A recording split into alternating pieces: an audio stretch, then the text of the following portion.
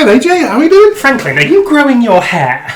Yes, I'm growing my hair. Goodness me. So... Yeah, but I don't know whether I told the story that when I was in York, I was going through the city. Did I haven't mentioned it? Is it the issue with the stairs and the short? Yeah, I don't know whether I mentioned it in the last show. But listen, if I did, I'll have to mention it again now. Yeah, so I split my head open. And as you know, I'm a bald person by choice rather than challenged follically.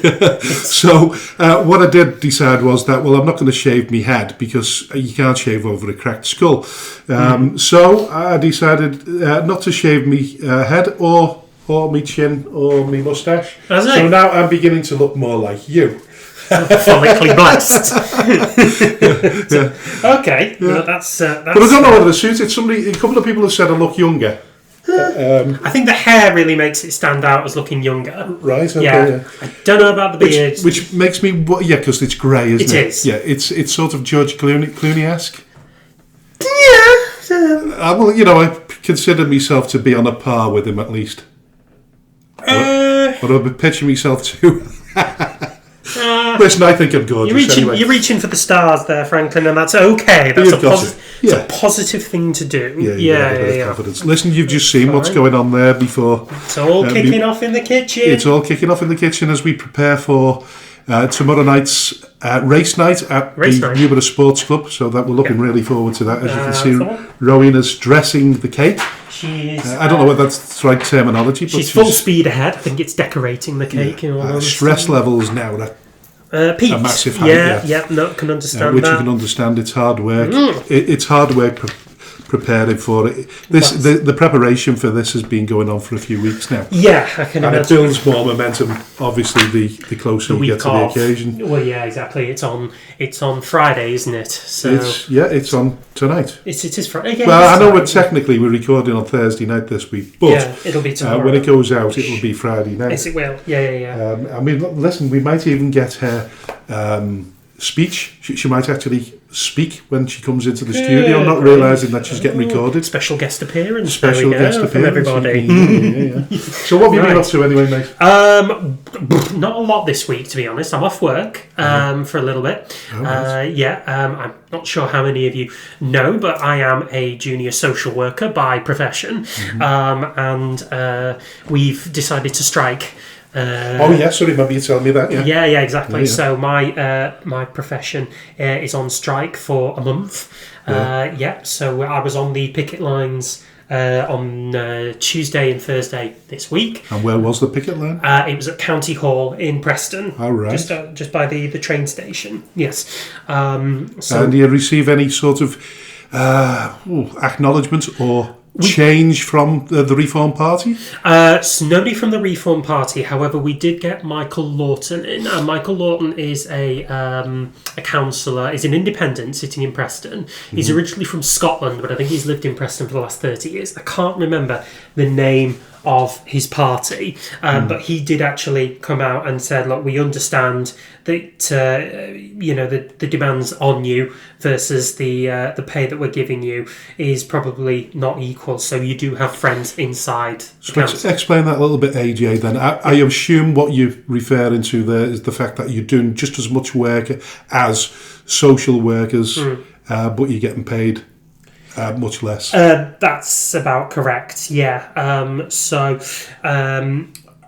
The demand at the minute in social care is very high, and a lot of the work that would be normally set out for a social worker is actually being set out to social care support officers, which is my job. But we're not receiving. Would you specialise in children or no adults? Adults. Yes. But this concerns my job role all across the industry, whether that's children's, adults, learning disability and autism, and also the hospitals as well. Is there a general consensus of opinion that things have got a lot worse since the pandemic?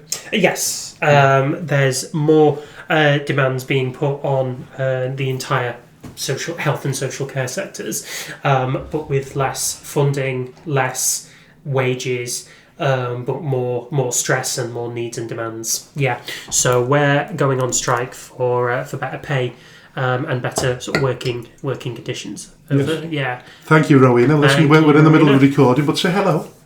You can say you're a special guest. You can say hello if you want. Hello. There we go. I was just going to tell AJ that there's a vegetarian curry tomorrow night, and tonight, for recording purposes, it's tonight. vegan and vegetarian curry, and a gluten-free pasta dish, vegetable pasta dish. You've got two choices. So you're selling it really well, love. But you do realise now you are now a superstar. Special guest indeed. Thank you. Yeah. So going back to what you were talking about there, I feel as though, it's a difficult one, but it's always been underestimated the amount of issues that young adults have got, particularly from the transition from mainstream school to specialists or further education. Yeah, has happened with Frank, because as you know, my son is autistic himself. Yeah. With a PDA profile. Yeah. So it's certainly not getting any easier, is it?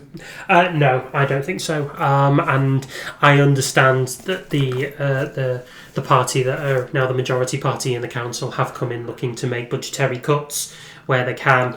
Health and social care is and always has been under the spotlight for that, because we are the biggest spender of public funding and resources. So that's from a sort of county perspective, but Yeah. on a broader scheme, and comment on it if you want, but what do you think about the reforms in social care payments and PIPs and things like that? So I can understand to a degree that why they've dropped the PA, and they've introduced a limit on how much a personal assistant can get paid, which is £15.85, and that is drawing knowledge and research all across the country. So that's how much we are limited now in paying a PA, which is fair to a degree. I mean, it does limit the freedoms that a direct payment was introduced for,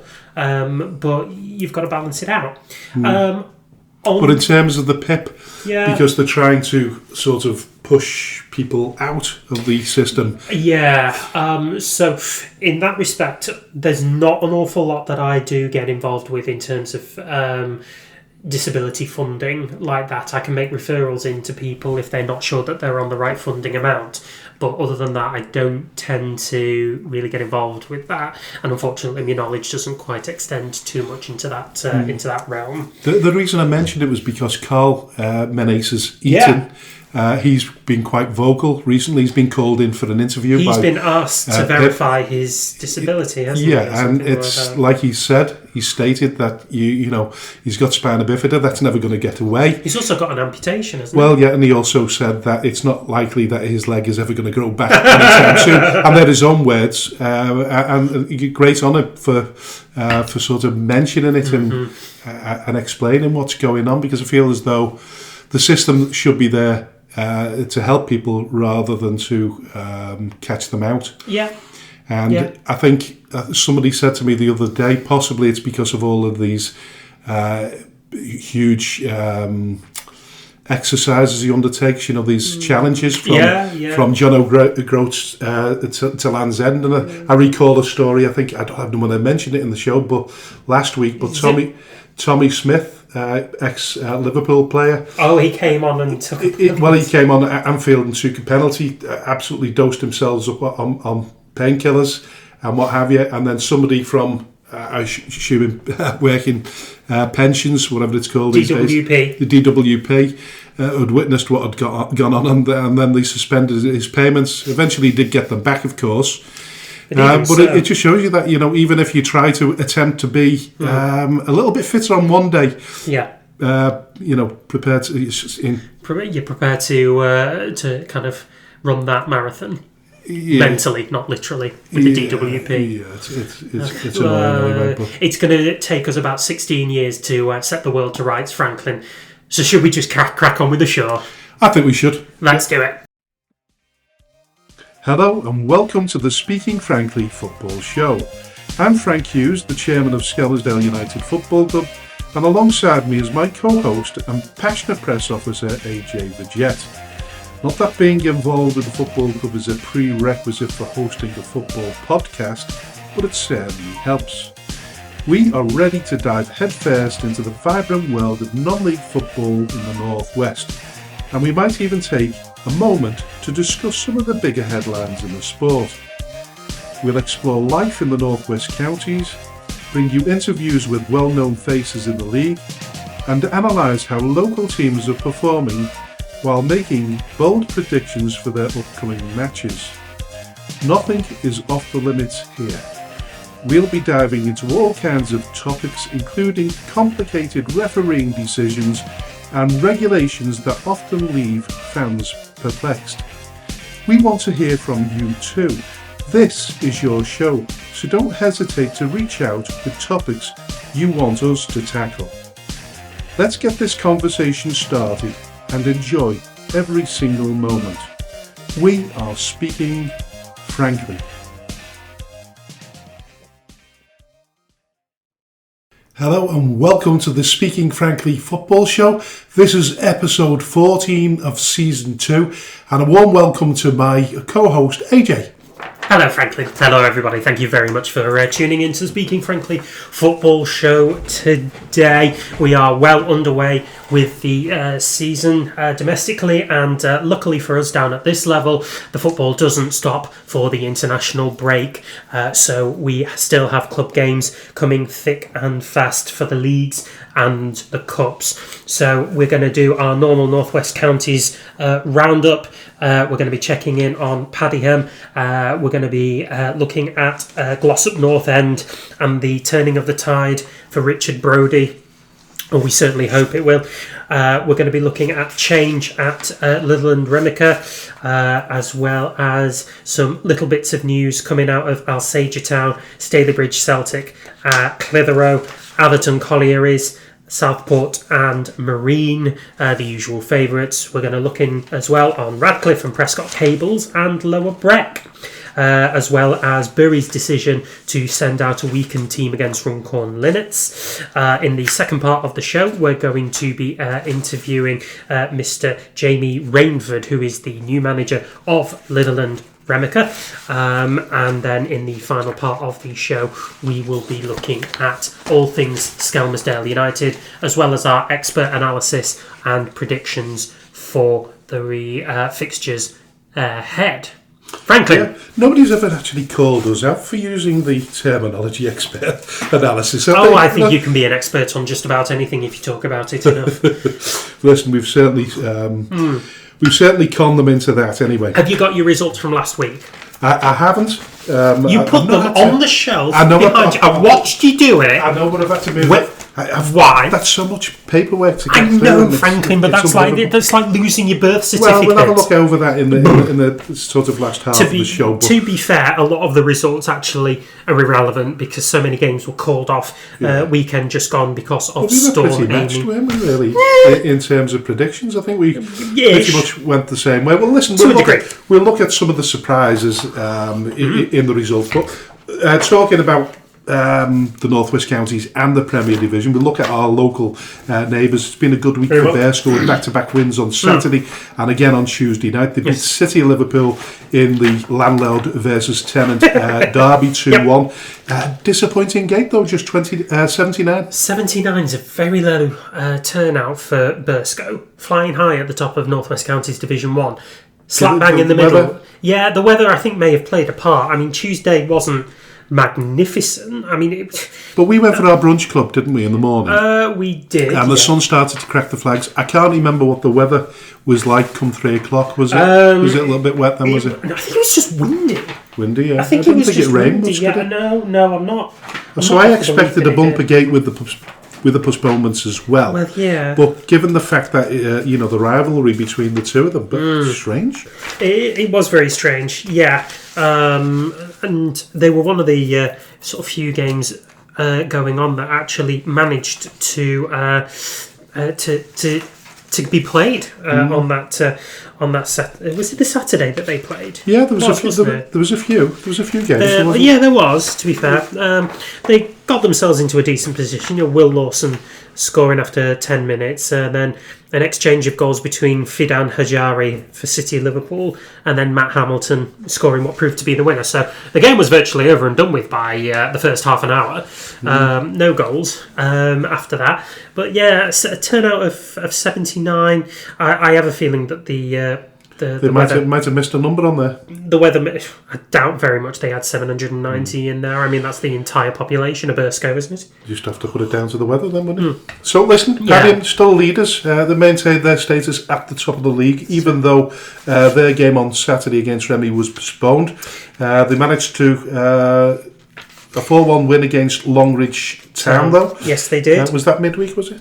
It was a midweek game, yeah. It was, I think it was Tuesday. Was it Tuesday just gone? Yeah, it was Tuesday night. They managed to beat Longridge Town by 4-1. Decent midweek crowd as well, 265, not bad at all. Well, they are starting to draw in very big crowds up there at Padiham, I think, as the sort of the expectation for promotion. What is that area known as? Is Padiham. it Pendle? Is it? Oh no, it's East. Council-wise, well, it's East Lancashire.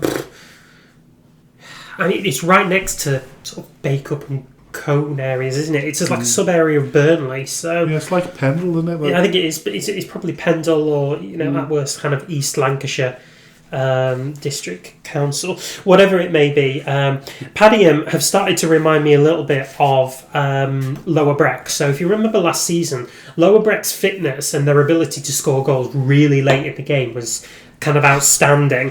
Whereas Padiham, they clearly had an aerial threat. I was able to see some highlights of the game. They had a serious aerial threat going forward. In fact, their first goals were down to aerial attacks through Pa Jenkins after 16 minutes, and then Jakob Hebda scoring in the 73rd minute.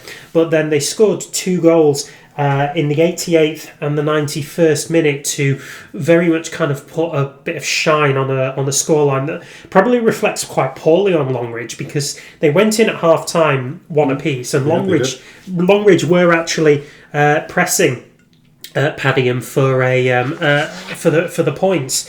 So that scoreline is a bit of a runaway on Padiham.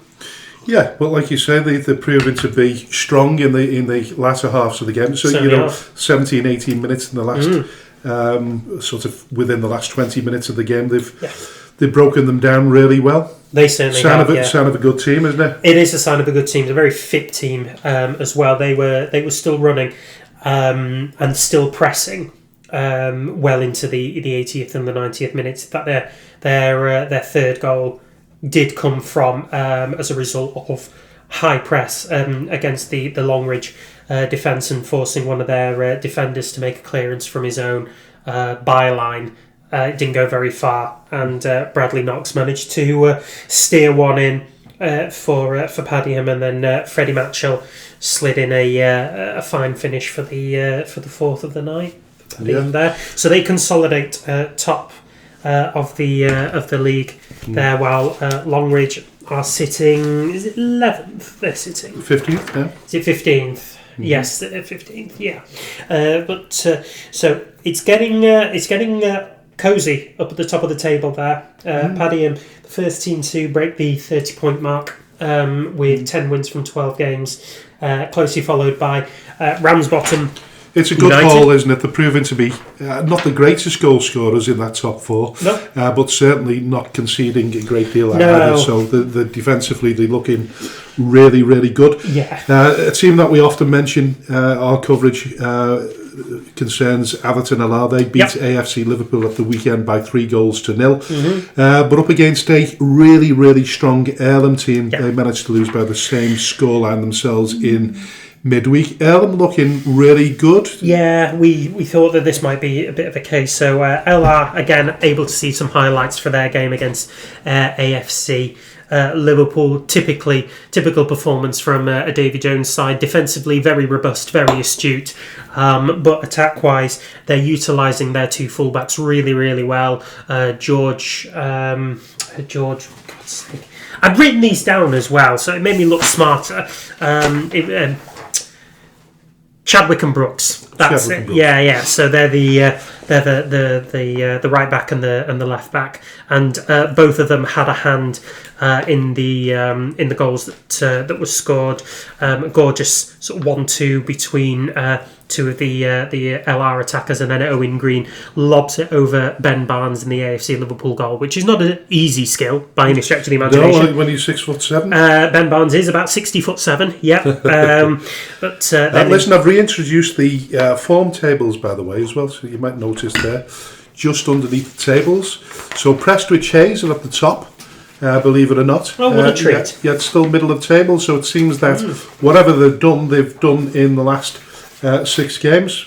So the last they played 12, and in the last 6 games they seem to have come to some kind of form, which is good news. That's very ideal for Prestwich Hayes. It boosted them all the way up to 14th place, which is quite comfortable. Going back to Atherton LR. A very productive 3-0 win against AFC Liverpool. Goals from Owen Green, Tom Romano, and then Harvey Sample, giving them an excellent win.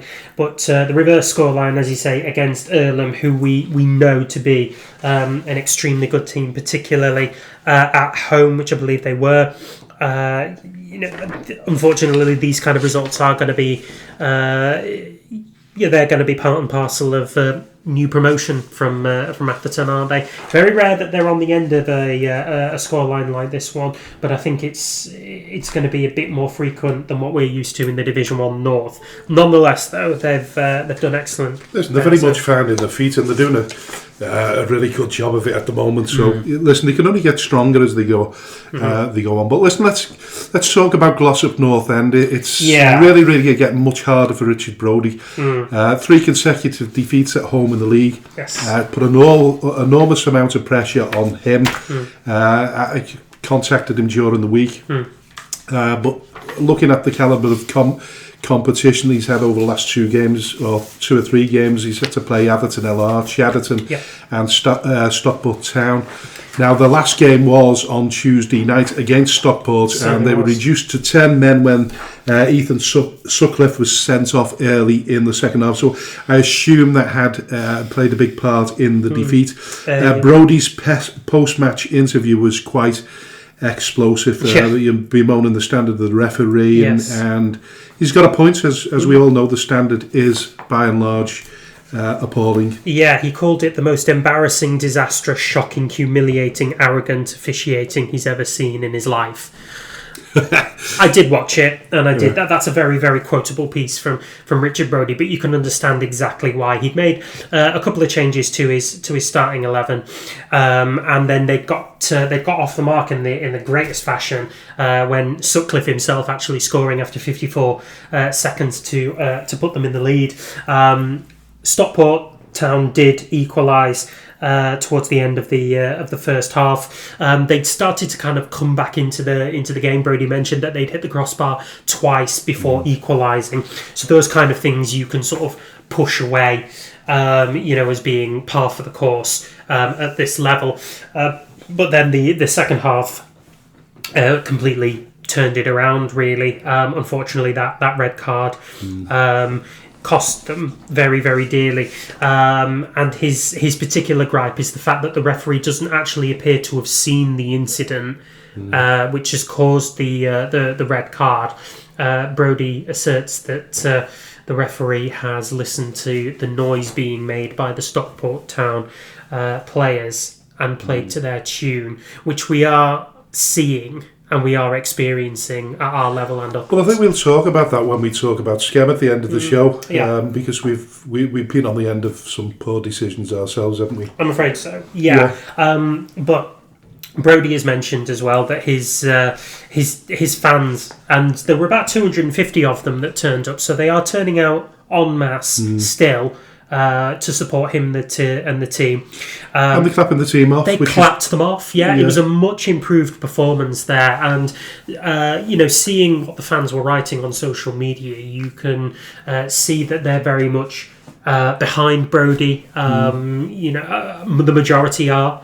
And they can see and they can understand that his frustrations, but also his improvements. The team were improving, and they were showing signs of life against Stockport. And you've got to feel that they should have, taken at least a point from that game. Two of the teams that they played in the last 3 games are going to be there or thereabouts. Atherton, LR and Cheriton. Stockport Town are a difficult team to beat as well. But he said he's looking forward to playing away from home, which is surprising. He was told by one of the shareholders, I think it was, that in the last 93 home games and under 4 managers, the club has only managed 20 wins at home. So let's hope we can bring the points home from Litherland, and we'll talk a little bit more about that after this. But he's having a tough time on and off the pitch right now, so I wish him all the best. We certainly do. As well as liking the man, and I do really like the man. He works as hard as any manager I know. I'm probably, I'd say he's fairly misunderstood as well in some circles as well. But best of luck to Richard. He needs all the help and luck he can get at the moment. Support. Yeah, I mean we've talked on this programme an awful lot about having a bit of a turn of fortune and just Lady Luck being on our side for once. It's really clear and obvious that Glossop need that now as much as anybody. So we only look at all that will come for Brodie sooner rather than later. And I keep harping on about the fact that we need to get somebody on the show to discuss mental health within football, because there's a serious problem even at this level of football at the lower echelon. So if anybody is out there listening, we need to find somebody that'll come on the show and support this, because it's a bit of an epidemic at the moment. It is, yeah. But listen, moving on to Litherland Remyca, they've appointed Jamie Rainford as their new manager following Luke Denson's decision to step down. We'll be speaking to Jamie in the second part of the show, but just looking at Remy at the moment, they're just above Remy are AFC Liverpool. They got a great win over West Didsbury and Chult last week to keep themselves as close to the struggling pack. I got that confused myself even there, but like we mentioned earlier, they lost 3-0 to LR at the weekend, and subsequently lost to Runcorn Town on penalties in the Liverpool Senior Cup. But we'll talk more about Remy in the second part of the show. In the second part of the show. Absolutely. Moving on to Division 1 North. So Droylsden still top the North West Counties Division 1 North, despite drawing their last 2 games. Their most recent one was a 0-0 deadlock against MSB Walton at the Butchers Arms.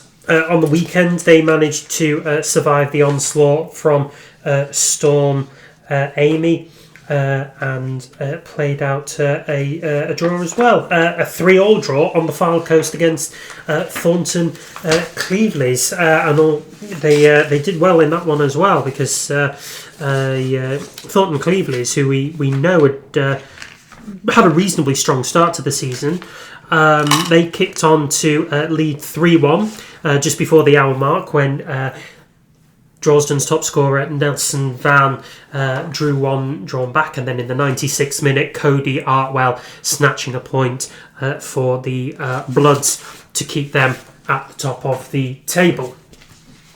Yeah, so looking at the form table, Nelson there at the top with 6 consecutive wins, although my eyes might be blurred there, it looks like 7, but it's definitely 6. Are you sure? Yeah, AFC Blackpool, they're just beneath there, and they were struggling a little bit early doors, weren't they? They were. AFC Blackpool did not have the greatest of starts to the season, particularly when you consider that 2 of their strongest and most influential players, Luke Heppel and Scott Sterling, left the club for pastures new. They're now very much up and running this season. For crying out loud, where's my... Well, listen, there it is. Whilst you're looking for that there, McGull have slipped into 13th place in the form table, but they're still second despite losing the last 2 games to Darwin and Ashton Town. They're pretty good at dishing out good wins, but they appear to be a little bit leaky in defence right now. Well, I mean, if my eyes don't mistaken me, Franklin, they've actually lost their last 3. They certainly games have, in a row. Obviously, 4 and 6.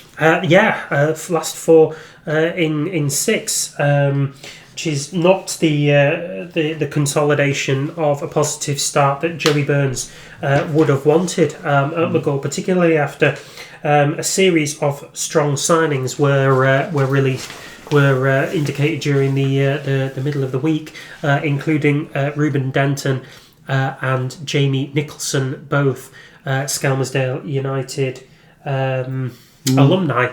But no, they've had a rough. Their defence, particularly, has had a rough time of it, conceding 5 earlier on in the week against. Is it Darwin? They were against. Yeah, they lost 5-2 to Darwin and 2-1 to Ashton Town. So they've got a little bit of catching up to do. Well, listen, this is where a good manager comes into his own in terms of changing things, turning things around. And in Joey Burns, they've got a really good manager there, haven't they? So I'm pretty sure they'll turn things around. Yep. Listen, propping everybody else up is Ashton Athletic without a point in the last 6 games, and Daisy Hill with just 1 point in their last 6 are just above them.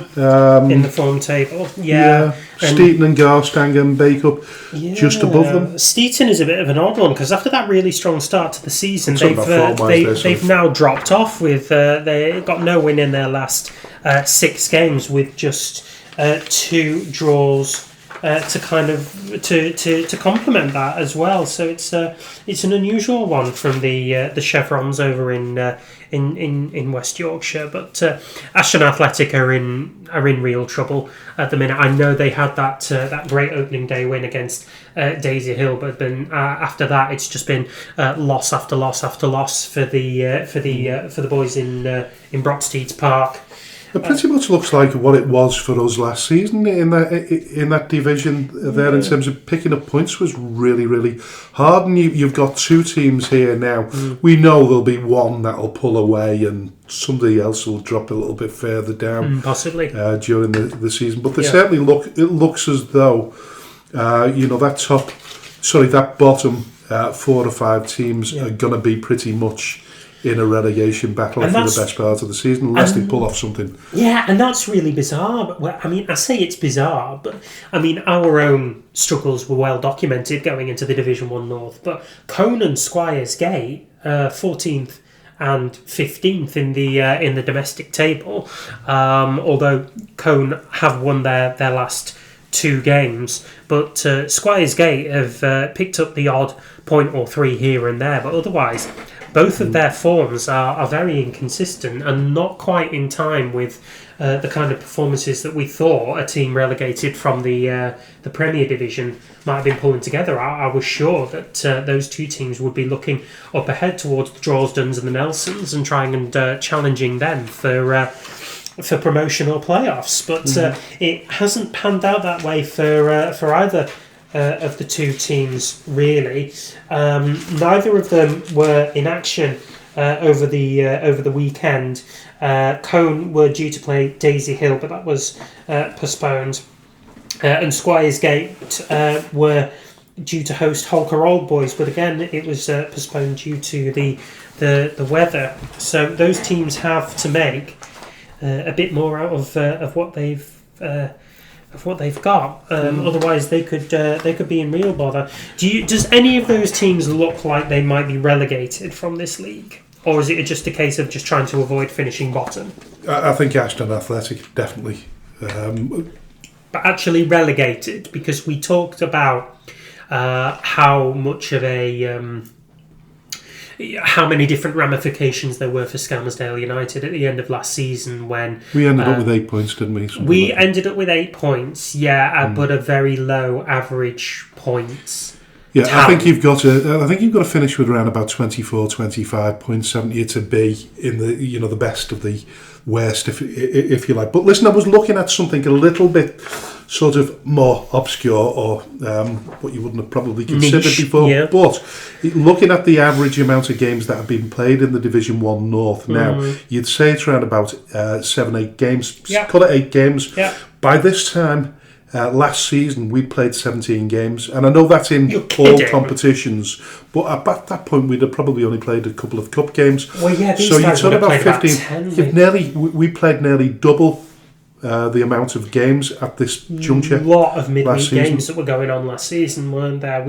We were in action so much between July. And around about now, before the autumn and winter weather really started to kick in. So I think when we look at the points tally there at the bottom now, in sort of 5-6 games, that could be totally different. You'll see more. You'll find out more. Well, the only thing you can say about this is, in our position last season, we were very much a new team. Yeah, we were rebuilding again. Rebuilding again is really difficult. A lot of these teams are not in a rebuild situation, albeit though I think Ashton Athletic losing 1 or 2 players here and there will be struggling. They've lost 1 or 2 to find the replacements. They certainly haven't lost that many players during the mid-season that they would call it a rebuild. I mean, I remember looking at their squad list from last season, and they brought in a few, don't get me wrong. They've brought back Declan Hill as well, and his goals were vital last season in them consolidating their middle of the table.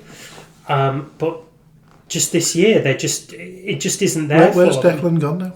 No, he was at Barnton, and then he came back to Ashton Athletic after a couple of games, and he's still there. Is he? I believe so. Yeah. Oh yeah. Yeah, he is. He scored 2 against us, didn't he, last season? He certainly did. One in each game. Yeah. I think he scored a double in one of the games, in a cup game, I think it was. Did we play it? I don't know if we played Ashton Athletic in a cup game. I mean, maybe you're right. Okay. But nonetheless, they've only had 1 player leave so far, which was Jamie Nicholson, who's obviously gone to Maghull. But otherwise, they're not short of a number of players, really. I know, to a degree, it was very unfortunate that Cole Exley injured his ACL within the first game of the season. He was a real talent from Garstang last season and Barnoldswick Town as well, and I'm sure that his goals and his pace up front would have done plenty for them, but such is life. They haven't got him to call on. So at the minute, you can't really see, other than Emmanuel Ugochukwu and Dec Hill, you're not really sure where the goals are going to come from at this point. No, like I say, it's difficult, really, isn't it? Ashton Athletic have played 6 and they've lost 6, and I think at this stage, last season, we'd got a couple of draws, haven't we? We had, yeah. So we played Garstang in about the 4th game, I think it was. And Route 1 Rovers, wasn't it? And then Route 1 Rovers the week after. We'd drawn both. So by that point, we did have 2 points on the board, and Garstang and Route 1 were sitting just above us. But Ashton, the results are going against them, but they're not being dealt thrashings exactly. No. So we're looking at these games. They lost 3-2 to FC St Helens, lost 4-1 to MSB Wootton, 2-0 to Nelson, 2-0 to Holker Old Boys. They're not 6-0, 7-0s. No, listen, let's be honest about it. If you look at the for and against in any division, if you're not scoring goals, then you're not competitive enough to win games. Not at that end of the table. No. So. Yeah, it's going to be. I think it's going to be a struggle for Ashton. And weirdly enough, Daisy Hill aren't exactly firing on all cylinders either. Oddly enough, they haven't won a game this domestic season. They've just drawn 3, and so from that virtue, they are not bottom. But even then, Nicky Hunt with a slower start to life in the in the dugout than perhaps he would have envisaged there. Yet again, scoring seems to be the problem there, doesn't it? It does, yeah. I mean, they brought in a couple of big names from across the scope of the semi-professional pyramid, but just doesn't seem to be there. Yeah, listen, we'll put Division 1 North to bed for now until we talk about the fixtures at the weekend. So moving on to Division 1 South. Yeah. So the South Division fared much better weather-wise, presumably because it's based in Shropshire and not in Lancashire or anywhere. In warmer climates. In warmer climates, they're protected by Wales, them lot. So there was just the one postponement in the league. Leaders Runcorn Town were celebrating after running out 5-1 winners at home to Foley Mere, with Matty Vickers, Tom Ruffer and Connor Spears getting on the score sheet for the runaway leaders of the division. Telford Town lost 1-0 against Eccleshall, and Stockport Georgians beat Sandbach United 4-0 to move up to third. Barnton are fourth after a 3-0 win at Shawbury United. Stafford Town are fifth after a 3-3 draw at Dan Dawson's Market Drayton Town, with Town scoring 3 minutes into stoppage time to seize a point away from the finalists from multiple competitions and playoffs last season. Alsager Town had the biggest win of the day, with Daniel Guyver scoring a hat-trick in a 6-0 win at Wolverhampton Sporting Community. Alscott Heath came from behind to beat Hormond, whilst New Mills scored a 95th minute leveller to draw at home to Camel Laird. They're all about the late goals and the drama in the Southern Division, aren't they? So Ashville versus Cheadle Heath Nomads was the only postponement in that division. But talking about going back to Alsager Town, 17-year-old Daniel Guyver scored a hat-trick against Wolverhampton Sporting Community at the weekend. Sporting remain at the bottom of the league, with Hormond just above them, but quite a feat by a 17-year-old. Very much a feat by a 17-year-old. I think he'd come off the bench at half time and made an immediate impact, scoring even more amazing. 2 minutes into the second half when Alsager were already 2-0 up, and then followed that up with a goal in the 75th minute and a goal in the 82nd minute in front of a very sorry crowd at the at Sporting Community. Just 15 turned out to watch the home team get summarily beaten by a very strong Alsager Town. Do you think that that's an issue in the Wolverhampton area, that there's more dilution down at our level, that teams like Wolverhampton Sporting Community just aren't able to pick up personnel and fans to weather the competition? Well, we've talked about it quite often on the show, haven't we, about the sort of diluted feel that a lot of clubs have. There's just a plethora of teams in those areas, so there's that much choice. Did you say to me that within so many yards there was so many different football clubs around that Wolverhampton area? We discussed it last season. We did. We did. I can't remember if it was Wolverhampton. I think it was Liverpool, wasn't it? So we were talking about sort of in that Staffordshire area, weren't we? But I think the point that we were making at the time is we were talking about Bedford. I think when we were talking about the fact that the biggest club around them is like so many miles. It's in Luton, yeah. Is Real Bedford in there? Real Bedford are in there, yeah, absolutely, and Bedford Town, of course. But then you've got Luton Town, which is obviously the big professional club at that area. But still, 15. That's paltry. It's tiny, and we know that from experience that the Division 1 South don't get the most enormous gates at the best of times. I mean, we see it, big gates turning out for Stafford, Telford, and Sandbach, and maybe the weather may have had something to do with it. But Alscott Heath had 93, Eccleshall had 109, Market Drayton had 138. New Mills 61, Runcorn Town 88, Shawbury United 40, Stockport Georgians 70, and Wolverhampton Sporting Community with 15. Makes you wonder whether they would fare better if they were in the Midlands League. I would have thought so. I mean, you think Wolverhampton, you think the Midlands, you think the Black Country. It's all that kind of collective Midland area. And personally, I just don't. There's no appeal for the Southern Division as there is in the North. No, there isn't. There isn't any. And it's a much stronger division, as we know. It is a much stronger division, absolutely. But if you think about Wolverhampton Sporting Community travelling up to somewhere like Asheville, which is in Wallasey, which is in Merseyside, right on the waterline. Think how much of a mooch that is from Wolverhampton all the way up the M6, and then I'd have to Google that one, to be fair, because there's some big journeys there, isn't there? Newmill's difficult one to get to. Well, that's in Derbyshire, isn't it? Yeah. So they've got a difficulty wherever they travel, really. But you just have to wonder if is the Division 1 South just spread out over too much of an acreage that it possibly can't commit to keeping teams interested? It's over dilution. There's no doubt about it. You're probably right. Absolutely. I mean, you could arguably turn the two divisions, the Northern Premier League, the Northwest Counties Premier Division, and the Northwest Counties Division 1. Take the North out of it and put 24 teams in each division, as there is 24 in the Premier Division. So from the 24 there, what is it now? Is there 18? 18 in the North, 19 in the South.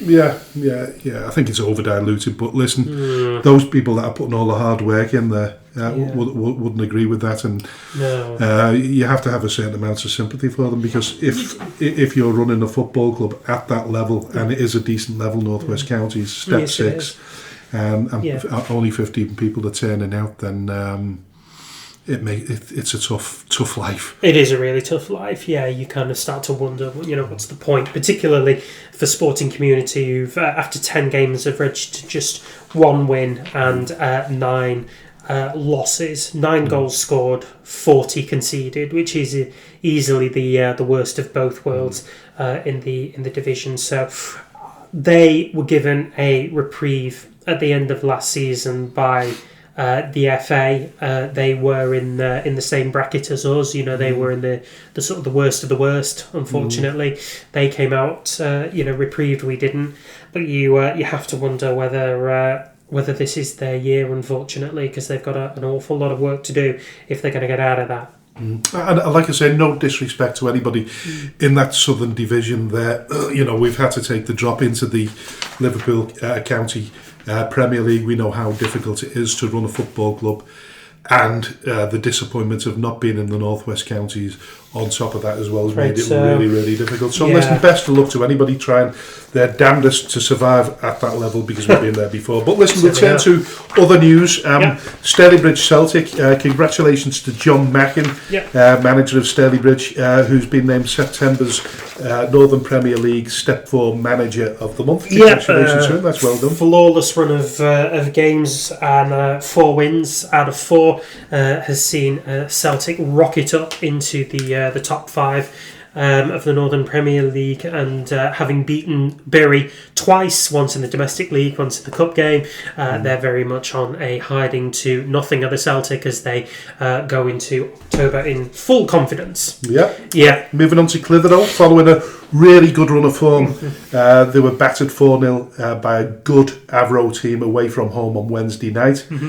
So they'll be looking to get back to winning ways when they entertain Vauxhall on Saturday. That's not going to be a particularly easy game either, but Clitheroe still sitting in 11th place, which is probably a little bit lower than they expected. It is a little bit lower than they expected. However, played less games. They have played less games than the majority of the teams above them. They did also go down to 10 men very early on against Avro as well, so it was always going to be a bit of an uphill battle from there.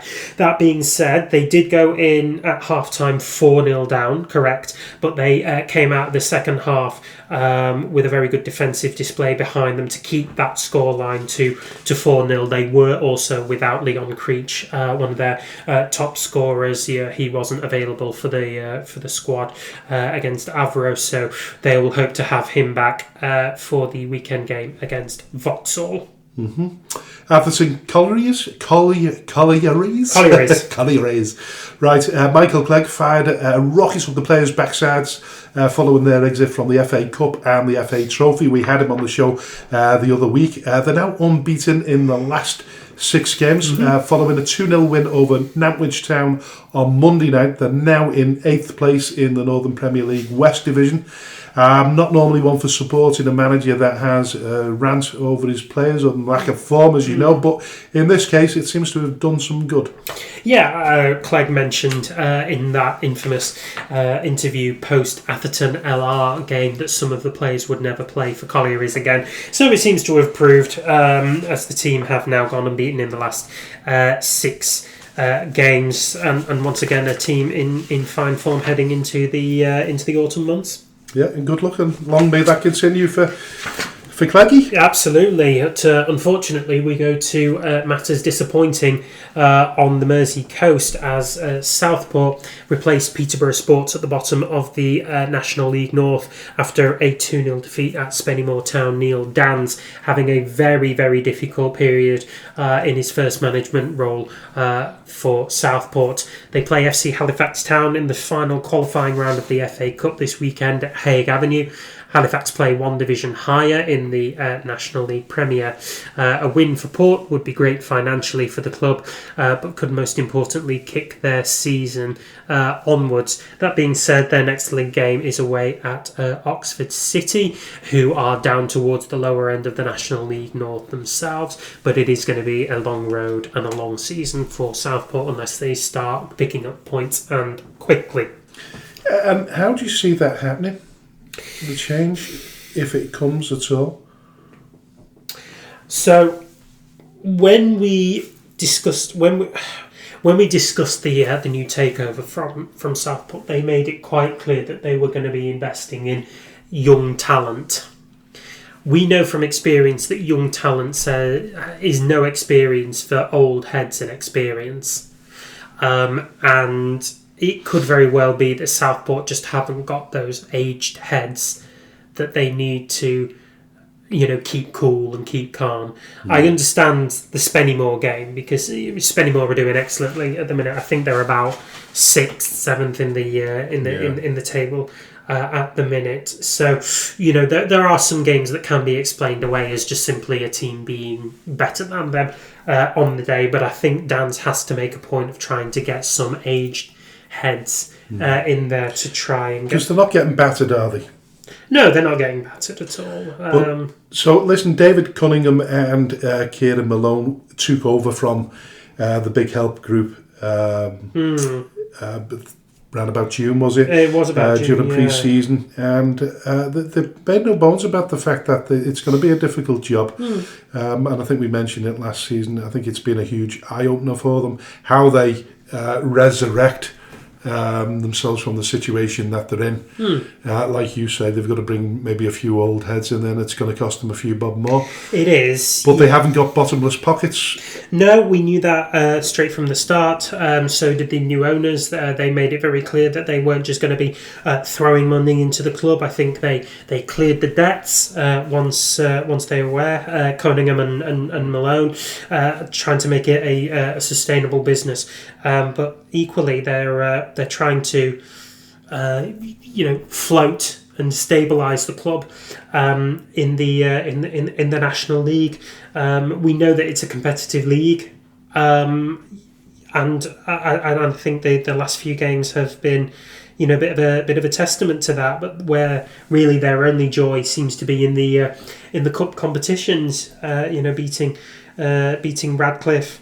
Over two legs, beating Morpeth, and now facing FC Halifax Town, but losing in the domestic competitions to Worksop, Fylde, Scarborough Athletic, Leamington, as well as draw with South Shields. So it's not happy times. I've got a real soft spot for Southport, having worked for them for a very short period of time, and I look back, sort of in recent years when Liam Watson was in charge, and they had that right balance of they weren't particularly going anywhere, but but they had that right balance of, moving players on and making money out of them, moving them higher up the non-league pyramid, if not into the Football League themselves. And that balance was good because it was, they managed to float as a result of Liam Watson's, attitude towards the sort of the finances and realistic approach to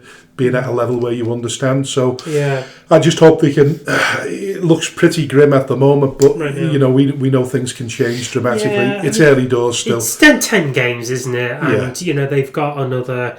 How many is it? 46 that they play at that level. All we know is through experience is that when that rot sets in, it's very, very difficult to get you out of it.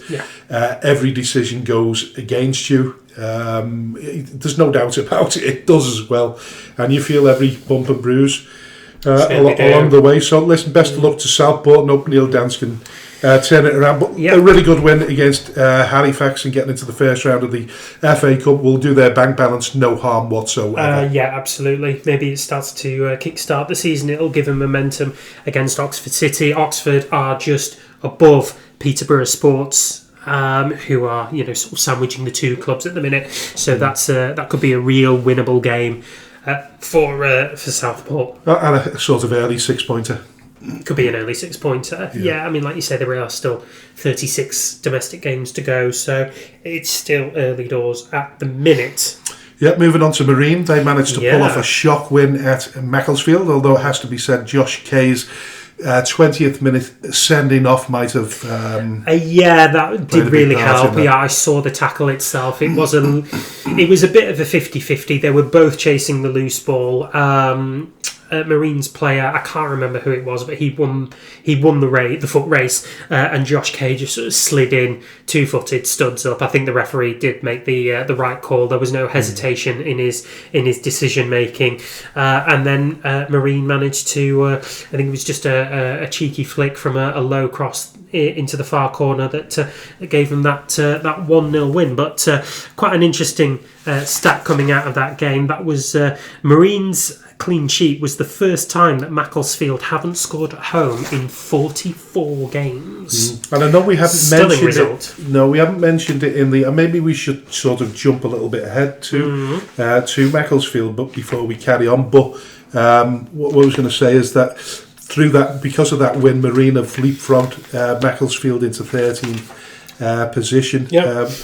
But it's got to be said, with only 13 points themselves, they're only 5 points off the bottom three, such as the competitive edge in the National League North. But Bobby Grant has been busy making changes, but still there's a fair bit of work to be done. Yeah, but he knew that there was going to be. I mean, Marine had done exceptionally well in the last few seasons, managed to pull themselves away from relegation with that really fine run through January and February and March. And Grant is going to try and build on that, but it's still his first foray into management of a football team, much the same way that Neil Dans is. It's a bit of a tale of two cities, really, but Marine are just... They're just managing to pull out results here and there. They're not being spectacular about it, but they're just being diligent. And they are 13th at the minute, and they are only 5 points off the bottom three. But like you said, it is still really early days. And I think if we look back if we look at this Marine team in about 3 or 4 months' time, they'll be about 13th, 12th, 11th, something like that. Still, and I do genuinely think that Bobby Grant will just continue to consolidate this team. And psychologically, 13th place, you're almost in the middle part of the table, so it won't do them any harm psychologically being there. No. Listen, Marine at home to Cairns Ashton on Saturday, so they'll be hoping to consolidate their position in the league with a win, which is doable, by the way. Yeah, it is. So Cairns Ashton are right above them. In the league, they are 12th to Marines 13th. Both teams are not in a particularly great run of form. I see Marine put aside 3 straight defeats with a draw and then a win, so they're unbeaten in 2, whereas Curzon Ashton had a mixed bag of results, 2 defeats in their last 5, but also won their most previous game, which was a 2-1 win away at Oxford City. So could be anybody's game, really, over at Curzon. We'll just have to see. Yeah. Listen, we're going to jump slightly ahead of schedule here in our script, but Macclesfield Town statement, we won't go right into the details of all of the statement, but sort of making it plain and simple, really. Rob Smethurst has decided to step down after basically resurrecting the club from the ashes.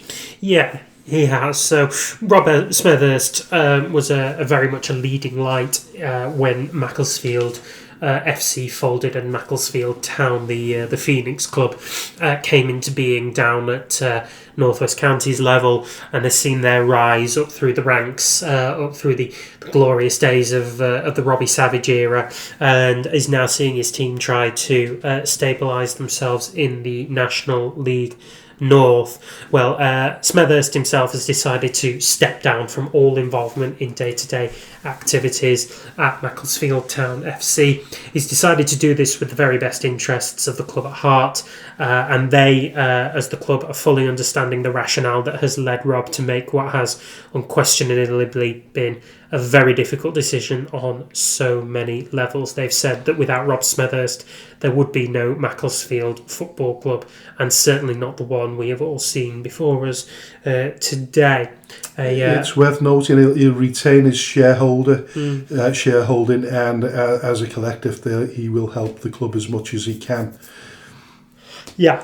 He will, and I think he's going to try and make this as much of a smooth transition for the club as what he possibly can. He's obviously overseen the departure of Robbie Savage to Forest Green Rovers. I think he was part of the management team.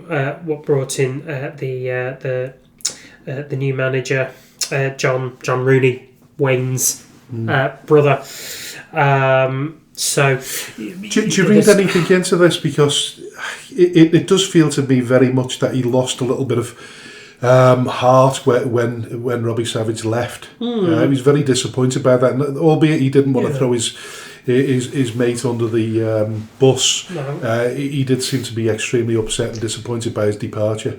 Yeah, and I think they were very tight, weren't they? I mean, Smethurst brought Savage into the club. Savage brought his know-how and his name and some of his players into the club.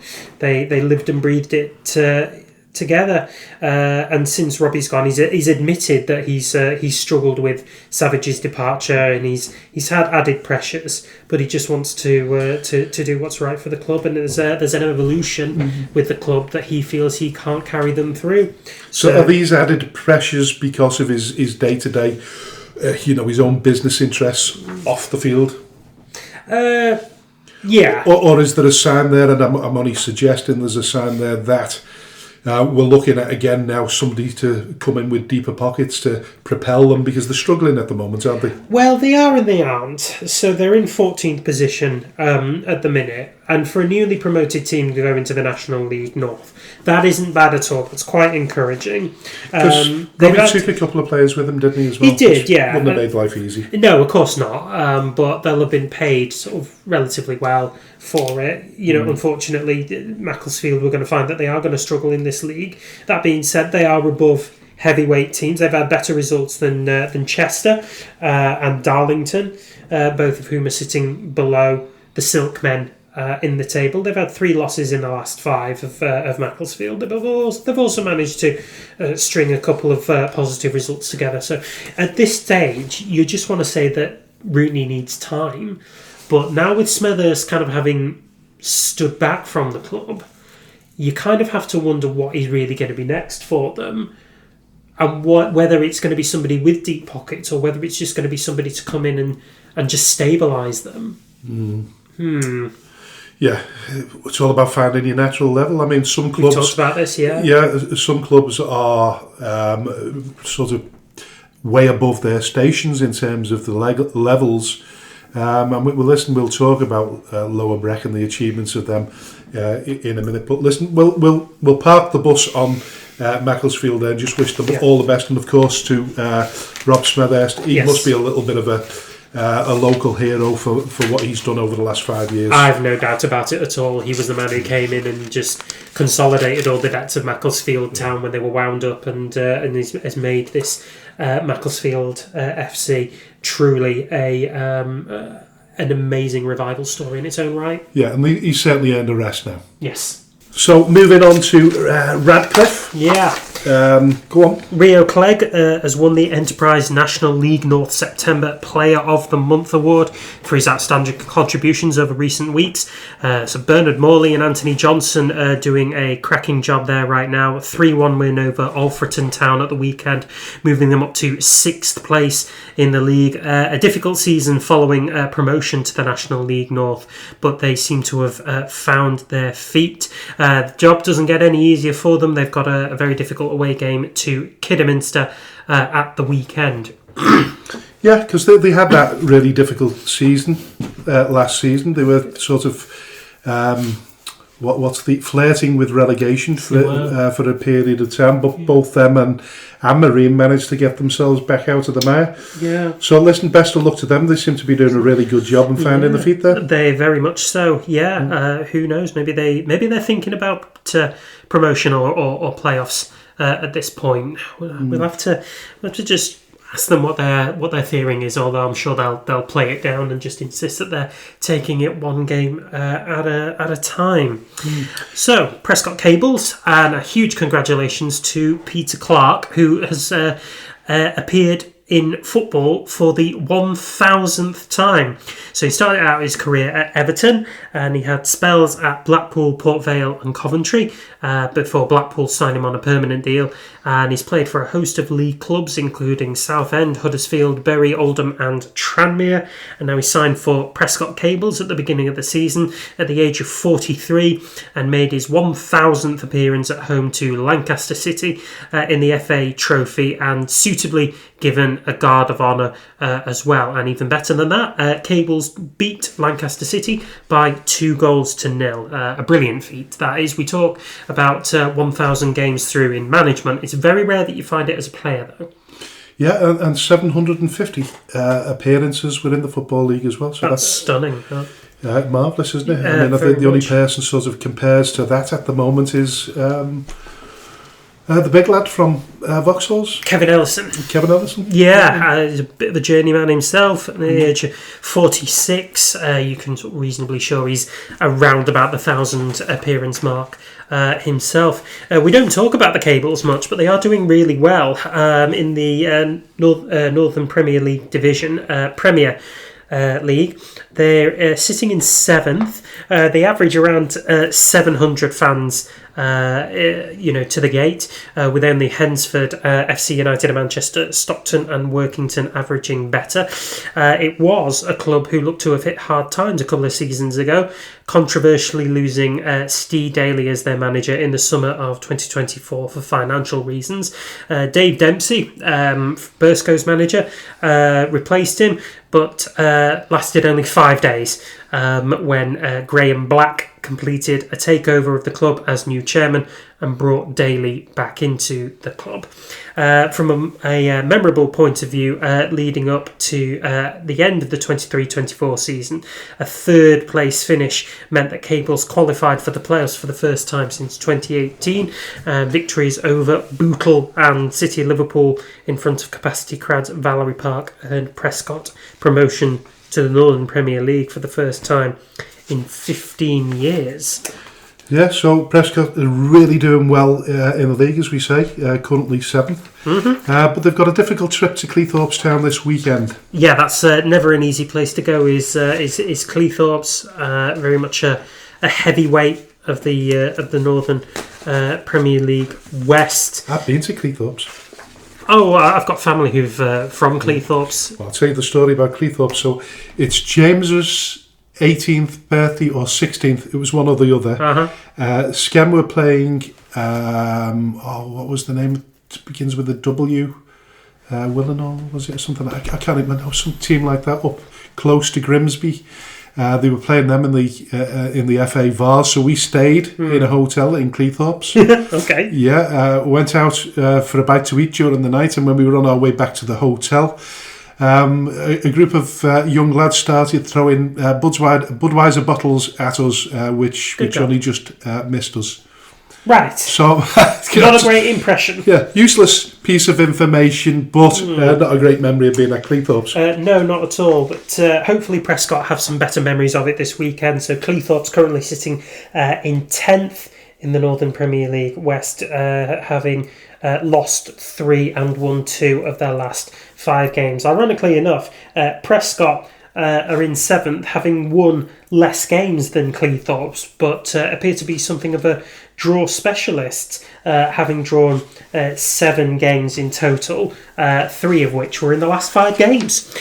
So maybe if you're a betting man, and we're not endorsing betting because that's not us, you'd be minded for a draw between these two teams over on the East Yorkshire coast. I think so, wouldn't you? Listen, moving on to Lower Breck. As we know, they made a great start to the season, but they've stumbled a little bit, just a little bit. Beaten in the league by Chasetown, who are in a top pole position in the league. And then they were knocked out of the FA Trophy at Stockton over the weekend. They'll be hoping to reverse that trend as they entertain Darlaston at the Anfield Sports and Community Centre tomorrow. To boost their forward line, they've re-signed Tom Crawlin, who scored 16 goals for them last season. In the North West Counties Premier Division. That's correct. That's interesting because I know that they've signed. I think he played, by the way, the other day as well. Oh, really? Okay, so he's already. I think he played against Stockton. Yeah. He's already underway then, as far as things go. Yeah. So Lower Breck have been usurped at top of the table by Chasetown and Staley Bridge Celtic, albeit with a game in hand on the pair of them. But as you say, they are starting to they're stumbling a little bit. So having lost against Chasetown, which that's no disgrace. That's no disgrace at all. They seem to be doing really well. Yeah, they do. Like I say, 6 wins from 9. But can I just say something there? We talk about dilution in football. Yes. We played, when we were in the Northern Premier League, I think we played Chasetown in the... Oh, was it Northern Premier League? Yeah, it would have been. We played them in the... was it the FA Trophy? Okay. I can't remember. We played them. Anyway, and they weren't doing particularly well at the time, but they seem to have... sort of sprung out of nowhere, Chasetown. Well, we say that about a lot of teams that just somehow manage to kind of ascend to the top of the table, without kind of much forewarning, really. And Chasetown just seem to be one of those teams at the minute. Nothing spectacular about their goals for. They've only scored 13 all season, but their goals against is just 4. That's by far and away the best of the division, with Bury having conceded 5, but then Avro having conceded 9, and then all the other teams in double figures. So they are a team for which goals don't flow freely, either for or against. And in fact, they play Bury this weekend, so you'd sort of be minded to say that a scoreless draw would be on the cards, really. Well, that's a good point to sort of move on to our controversial corner and Bury Football Club. Yes. We've already mentioned Macclesfield, which was part of our controversial corner. But Bury's decision to send a weakened team to Runcorn Linnets resulted in a 7-0 defeat. A lot has been said about it, mainly about the lack of respect pardon me, that Bury have shown towards the competition. But listen, if you want to take over there, because I'm about to cough again. There you go. So, if we go back to the previous time, the competition, Bury were forced into replaying their game against Wythenshawe Town due to fielding an ineligible player. They say this was due to a flawed system, which I agree with. They won the game 3-1. The FA then decided that the game should be replayed in full, but with very little notice, meaning that Bury were forced into fielding a weakened squad. So then in the next round, they play the Linnets, and due to the monsoon weather the other week, the game was abandoned at half-time and the game had to be replayed. Bury decided to field their under-23s and claimed that to remain competitive in the league, this was a logistical must. Controversially, we support the decision that's been made, or certainly you do. Yeah. Now, it sort of stinks of elitism, doesn't it? From a supporter's perspective. Well, yeah, but from a business perspective, it makes sense. Bury's a huge club at this level, and their aim is to jettison themselves higher up the pyramid. They simply can't afford to make any mistakes if they're going to achieve their ambitions. So people won't like to hear it, particularly those on the receiving end of it. And I get that as well, but needs must, I think. I don't know what your stance is on it, AJ. Well, I think you're probably right. So if you think about it at the top end of the professional game, there are teams who are sending out their under 21s and their bench riders, into the Carling Cup and being beaten by Carling Cup, it's Carabao Cup. It was Carling Cup about 2006, wasn't it? Yeah. But they Who even drinks Carling these days? Oh God, if you might as well drink pea water. Yeah. But anyway, I hope we don't get sort of fine like Carling. Well, we just sort of allege that it's not particularly to our taste. No, we don't allege. We say it's not particularly of our taste. That doesn't mean to say that other people with better taste buds than us would prefer Carling to... listen, I don't drink, so... I'm going to say, what, blackcurrant soda? Blackcurrant soda at the moment. There you go. 6 months sober. There you go. But the point that we're making is that it's well practiced at the top end of the professional game for teams to send out their bench riders and reserves and under 21s into cup competitions such as the Carling Carabao Cup. So Bury are just simply practicing it down at this level. I can understand that it does seem like it stinks of elitism, but from Bury's own perspective, they I know they have an obligation to field the strongest team that they possibly can. We're reasonable, but given that they've played Runcorn Linnets already, and the game's been called off due to the monsoon weather, they've got to think about the games that they're playing in the domestic league. They've just been promoted. They want to still climb higher and higher.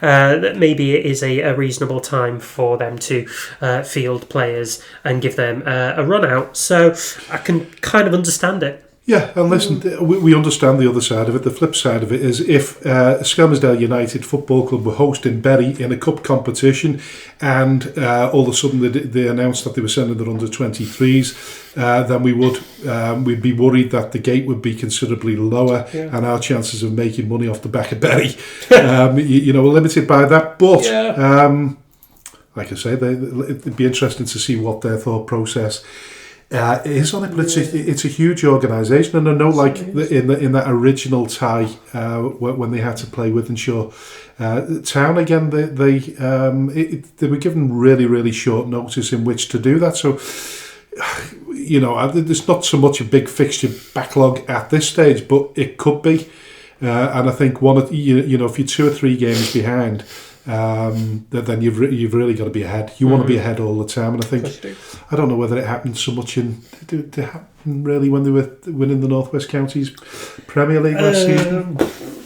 They had big Lock Cup runs there, didn't they? They had a good run in the FA Cup.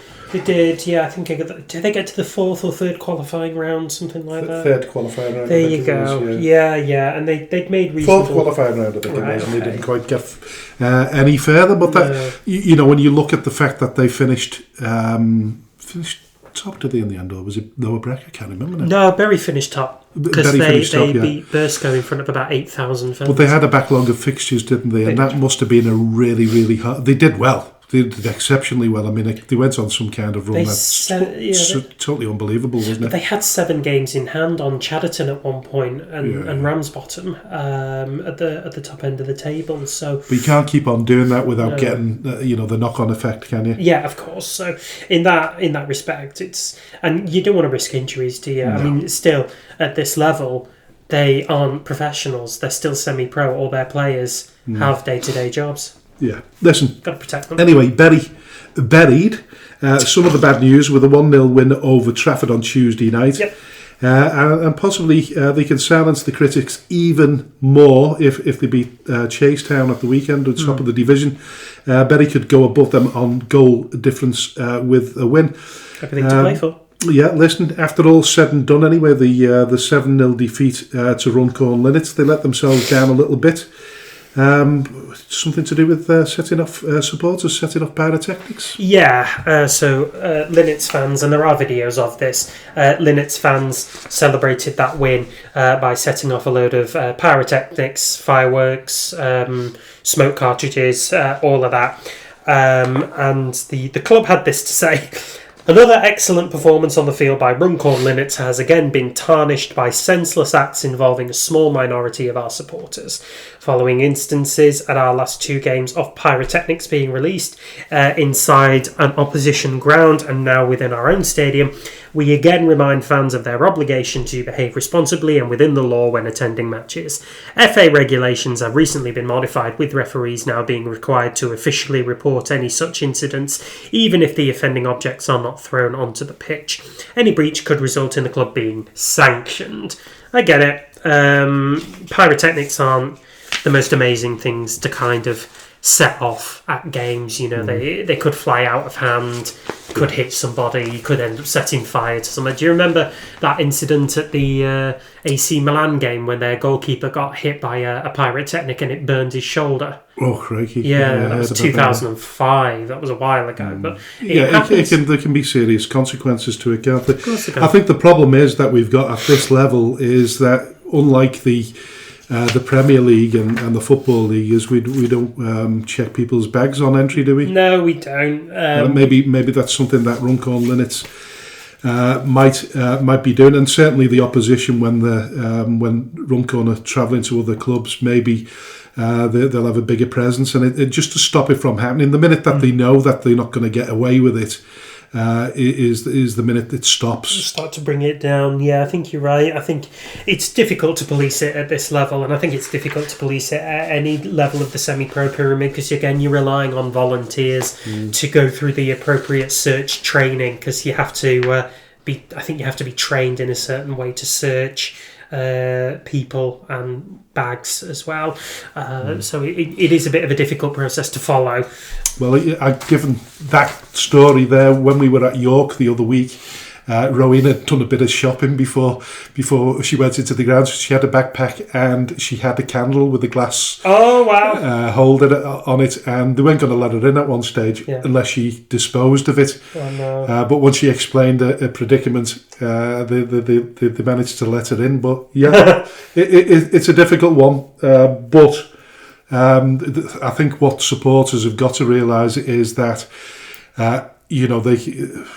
they might be forced into extra stewarding costs, police involvement, and then of course fines, and maybe possibly working playing behind closed doors. So the supporters need to think long and hard before they mess about with pyrotechnics, because Runcorn Linnets are on the up. They're doing, they're having a relatively good season at the moment. And the rest, I think they're sitting about 4th in Northern Premier League, something like that one. So anything like that could easily derail their finances, their season, a result, anything like that. It could have a serious knock-on effect, as well as your basic health and safety and the awareness and care of people around you. So just don't do it. Just leave it at home. Yeah, just leave it at home. Listen, we'll round part one off. We'll round part one off. We're going to round it off there. Yeah, we're going to round it off there, and we're going to come back in the second part after the commercial break, and we're going to be speaking to the new manager of Litherland Remyca, Jamie Rainford. Don't go away. We'll see you soon. A heartfelt shout out to all the businesses supporting Skelmersdale United Football Club, especially T&W Garners and Pedro de Seda Enterprises. Thank you to everyone who donates to the club, supports our race nights, raffles, lottery bonus ball scheme, and the weekly draw in conjunction with NYCBA. A special thanks to those who organise such fundraising events, with a particular mention for the incredible Lee Davis and Rowena Hughes. To everyone who stands by us both on and off the pitch, we are truly grateful. If you wish to sponsor the show, please contact me at chairman.skemutdfc@gmail.com, or alternatively call me on 077 66 054 548. All proceeds will go to Skelmersdale United Football Club. Thank you for your unwavering support. Hello and welcome to the second part of the Speaking Frankly a Football Show, and a warm welcome to the new manager of Litherland Remyca, Jamie Rainford. Welcome to the show. Thank you. Thanks for having me. Yeah, you're more than welcome. So listen, it's been a little more than a week since you took the reins at a very struggling Litherland Remyca. Without being disrespectful, when I was doing my research, I quickly noticed that you'd had more clubs than Rory McIlroy, and I guess there's a reason why that might have happened, and we'll talk about that soon. But I want to go back to where your non-league story started. Can you tell me a bit about your footballing life before you joined Marine and when you got to Marine? Yeah, so going back to where it started for me was I was playing for our local team on a Sunday for the Saltbox with some good lads there, and I was a season ticket holder at Everton when I left school, so that was kind of my thing, Everton on a Saturday and then play with locally on a Sunday. And the Bootle FC manager at the time, Chris O'Brien, he ended up coming to have a couple of games with us towards the end of the season. And it was the summer of Bootle moving into the new ground, and he'd been promoted into the counties. So yeah, long story short, he played a couple of games and with myself, and he was like, you know, who are you playing for on a Saturday, blah blah blah. And I told him my situation. So he was like, look, you know, you can watch Everton in 20 years time, you know, come and play for us type thing. Which is what I'd done. Did that break up then? No, we're still here. No, sorry, someone was calling me. I've just sent them to voice note. Yeah, sorry. So I ended up going up that summer for Obi at Bootle in the counties, and yeah, that's pretty much how and where it started for me. Yeah, as a late teenager. Because I was sort of involved in your story to a very, very small degree. So when all the Football League scouts were sniffing around you at Marine, Paul Leary rang me to ask about what evaluation figure he should put on you, should he sell you to a Football League side. And I was touting you around about £30,000. But you didn't actually get your move into full professional football as we anticipated, but Chester did eventually buy you.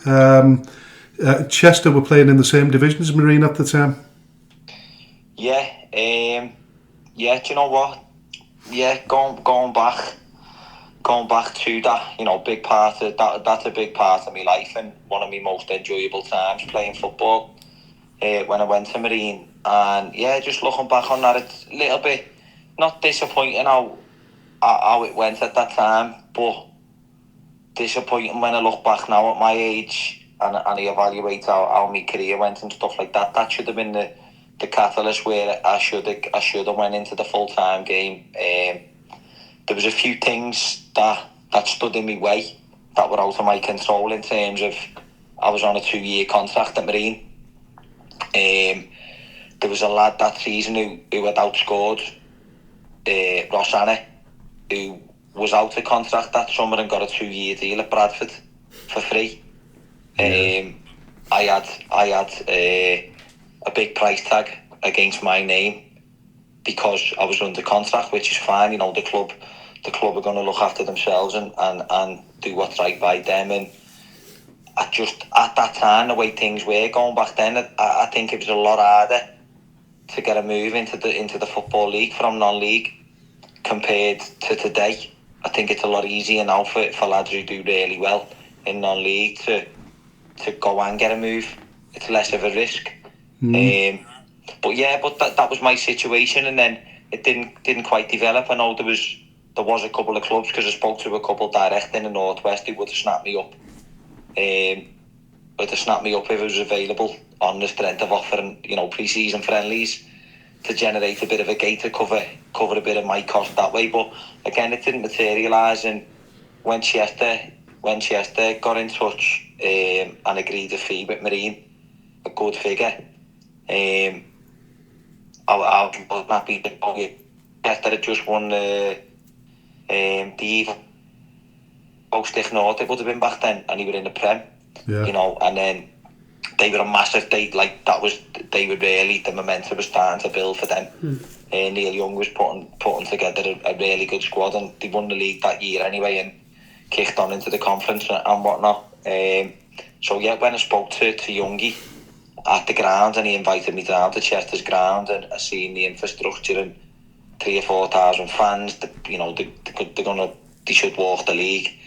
I just scored 36 league goals, I think, for Marine that year, so I'm thinking, you know, if I can't score, no disrespect, but if I can't score 40 or 50 goals here next year and really kick on, then there's something wrong. But again, in hindsight, it didn't quite go to plan.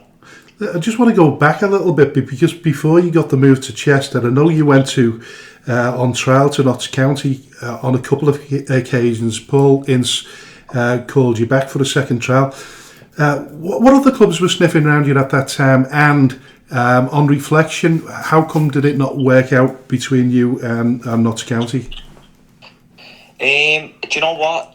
I went into the chairman, Paul Leary. He called me in one night in the lead up to Christmas, because no one could take me until January anyway. And he sat down with me, and he was dead open and honest, which was great. He went through every club that was interested and was repeatedly coming to watch. There was probably, say, 10 or 12 clubs on that list, all named League 1, League 2, going as far down south as far as Colchester and stuff like that. So there was a lot of interest.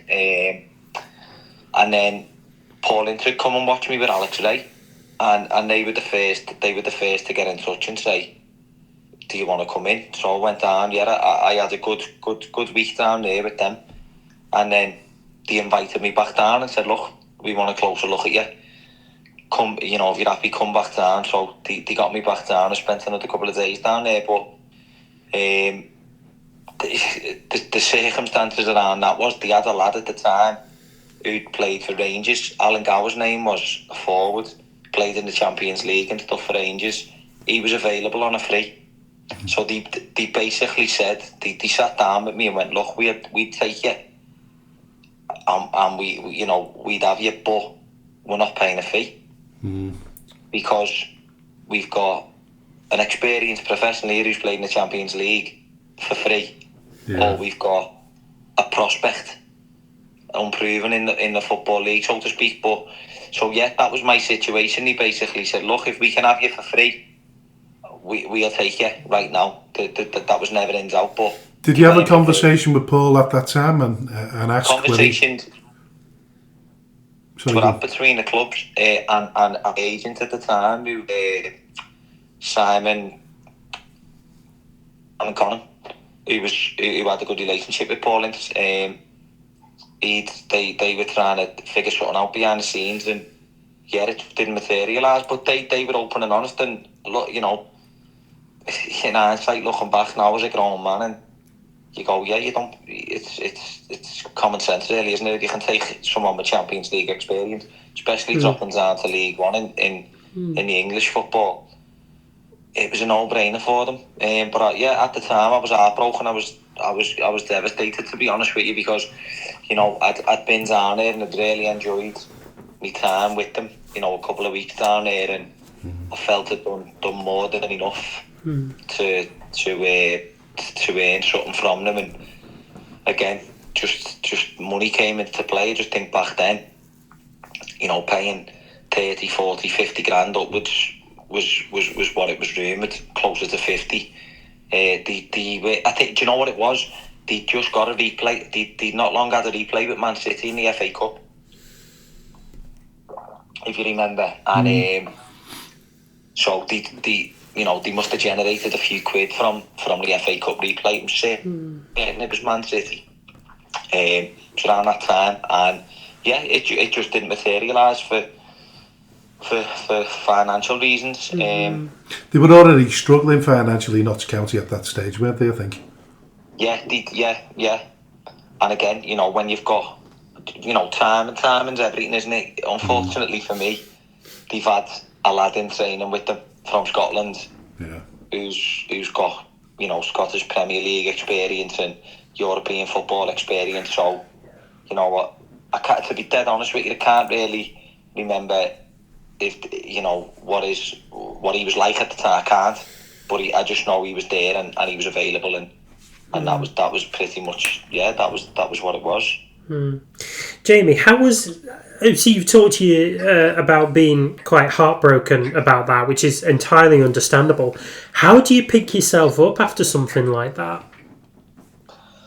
Do you know what? I was only young at the time, and I think just I not the exact figures, but I think the second half I had to the season was, and I don't know whether it was an hangover from that. I don't know whether it was just, you know, maybe I was trying too hard to you know, score a lot more goals and try and get myself out there a lot more. But I think I wouldn't know the numbers without looking. But I think the second half of that season, I don't think my numbers were as good. But I still, on the whole, I'd had a really strong season. But yeah, it did. I was disappointed, obviously, and it would have had a little bit of a hangover. No, it wouldn't have been intentional on my part to do that. But I just think sometimes it's hard to deal with that. Mm-hmm. So listen, you eventually you get your move to Chester. You know, Neil Young is attracting a decent calibre of player to the team. Chester are on the up and looking to move further up the pyramid. But at what stage do you get loaned out to FC Halifax, and why? How come did that happen? It was relatively soon, to be honest with you. I went in when I went into Chester. Obviously, it was I was their marquee signing. Though I was the one they were chasing. They eventually got me, and I went in with a lot of expectation, and it was expectation I should have dealt with relatively straightforward. I didn't, for personal reasons. I'd had an operation in the first week in June. I'd had a big operation.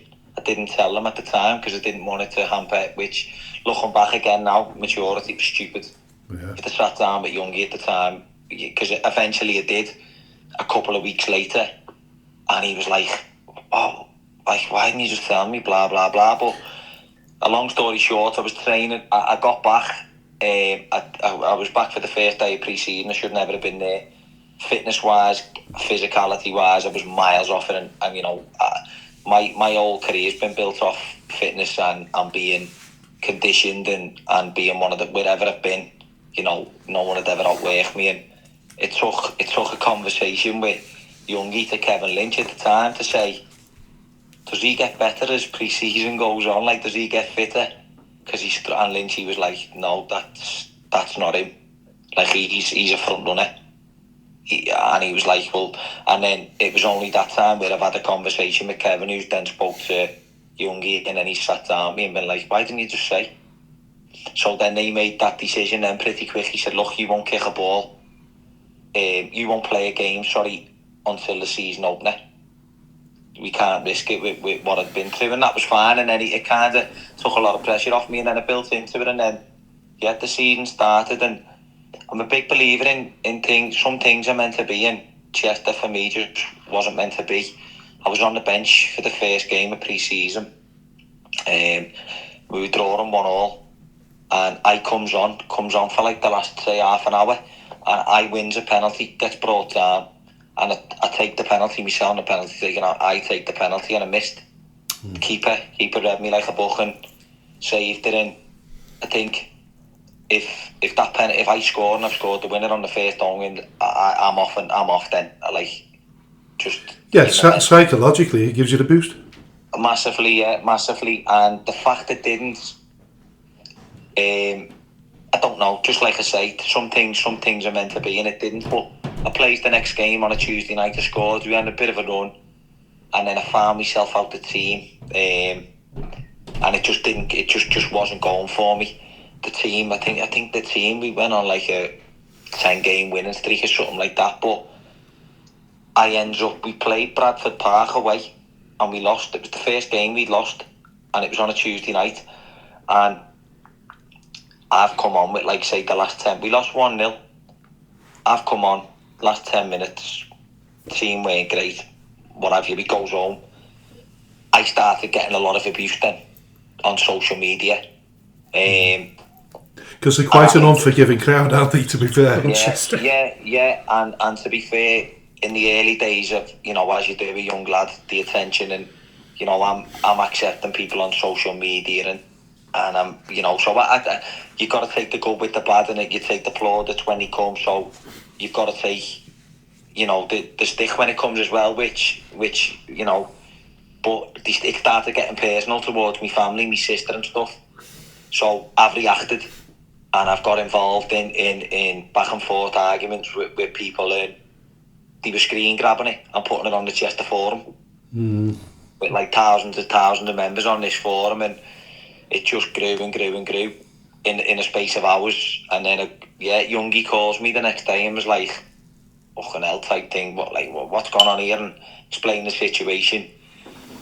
And he said, look, the club want to try and get you out, let this die down, what have you. It's fine, but get me out of here. But, you know, at that point, I wasn't too bothered.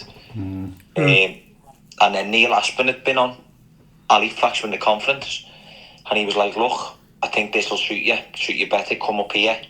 You're starting for me in the FA Cup against Charlton live on the telly next Sunday. So I was like, let's get it, just do it. I'd played against Halifax a couple of times for Marine. And yeah, so that's what happened. It worked out for Chester, and it worked out for me. Obviously, I'm going into Halifax, turns up at the Shea, you know, what a place to play football, and they were flying at the time. I've got the excitement of knowing I'm playing on Sunday in the FA Cup live on ITV and stuff. So yeah, so that's what that came about, if I'm dead open and honest about it.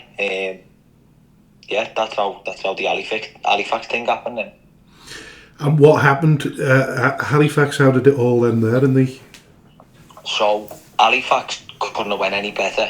I think I scored 6 in 9 for them. I just it just worked. I just found a love for what I was doing. They seemed to welcome me in with open arms, and again it just worked. Whatever that environment was for me, it worked. I scored some really, really, really good goals. At the time, Chester were now starting to go, hang on, this is the lad we signed here. This is the lad we've chased all summer to bring in. So I'd sat down just before Christmas. I could only do a month, and then another month. They couldn't sign me for a. They couldn't get me on a 3rd month loan. It didn't work. It was either a season-long loan after that, or I go back. But obviously, my form, and what I'm doing in the conference, I'm doing really well. So Neil Aspin sits down with me one night and is like, look, I'm going to go to the board. I want to buy you. Like, what are you thinking? What's your thoughts? So I was like, absolutely, yeah. So he sat down with me and said, look, I'm going to go to the board and ask them to back me to buy you. Is that, you know, before I do, is this what you want to do? And I was like, yeah, let's get it done. But then I had to go back to Chester until I think my loan had finished just before Christmas, and then obviously they couldn't renew my loan, but they couldn't buy me until January. So I goes back to Chester, and then I just got my head turned when I went back. So you, in that sense, you were back at Chester, and you thought you'd had a shout then again. Yeah. Well, yeah. What happened? Obviously, in my head, when I've gone back, I'm playing, I'm doing really well. Totally different person to the one I was a couple of months back. I'm at the level I should be at in terms of fitness and confidence and just enjoyment of football. I'm where I'm exactly I should be. Sits down with Youngie and that, and then he was like, you know, he spun me a dream. I'm thinking, I've got enough in my head, and I'll be dead honest with you, I'm thinking, if I leave Chester now, that's done. That chapter of my life is done. If I stay at Chester and give it one more go, I believe I've got enough credit in the bank at Halifax that they'll understand from a Jamie Rainford point of view, from being selfish, is if I give Chester one more go and it doesn't work, then I can't have no regrets. And then hopefully I've built enough credit up with Halifax to then go back to them and say, and that's how it was. At the time, I don't think I spoke directly with Neil Aspin when I went back to Chester. Maybe that's the conversation I should have had. I didn't. But I've agreed to stay at Chester. He starts me against Ebbsfleet in the FA Trophy away at Ebbsfleet. I thought I had a really good game. I scored. We got beat 3-2. I played the next game at home. I think the conditions were horrendous, and I think we drew 1-1, and he didn't play me after that.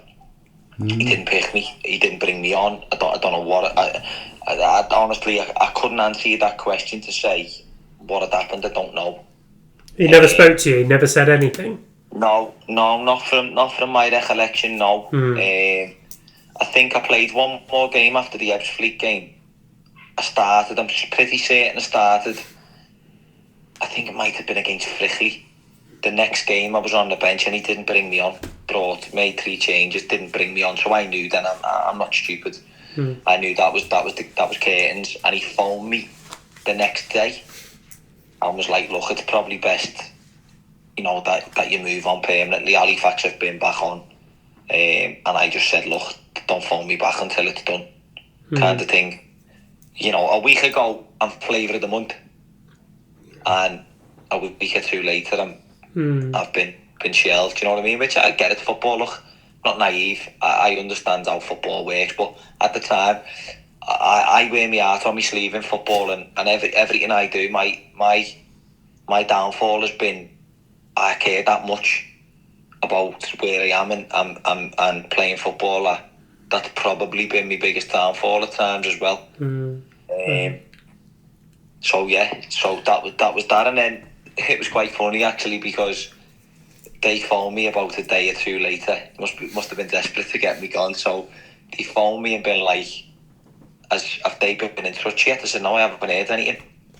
So I got a text about 5 minutes later saying, if you want to sign for Halifax, you'll phone me off Neil Aspin. So I phoned him anyway, and he read me the Fire Act for about 2 minutes. Was going to say, did you have to build a few bridges back there with him? Oh, listen, he wasn't happy. He wasn't happy because of the fact, you know, he'd been to his board to get money to buy me.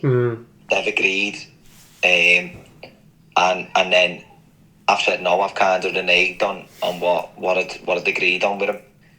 But I explained to him, which is, again, I said to you before, that maybe that should have been a conversation I had. I don't know whether it did. I probably didn't.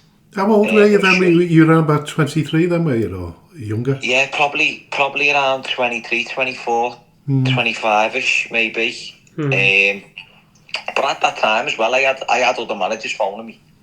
I had Gaisley, I had Steve Kitchen at Gaisley. Yeah.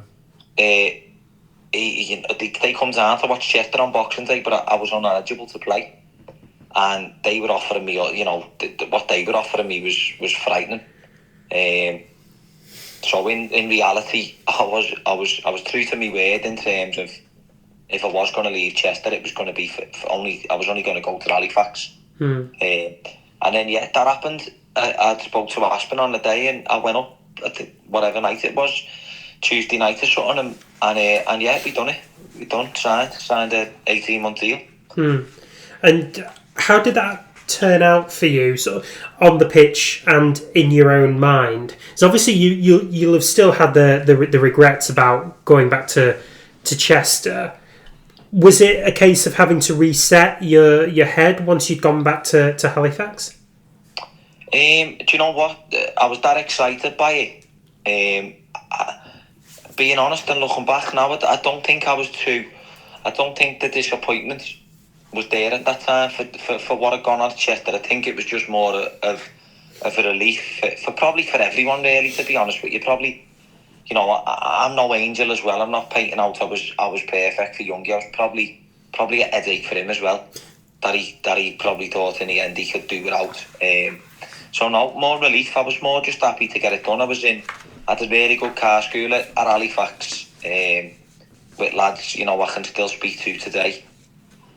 So yeah, it was more just relief and excitement to get going again, and recapture what I'd done previously a month or two back. Yeah. So now that you're at Halifax and you're eager to get going, over the course of the next few years, when did it dawn on you that that non-league football was where your future was?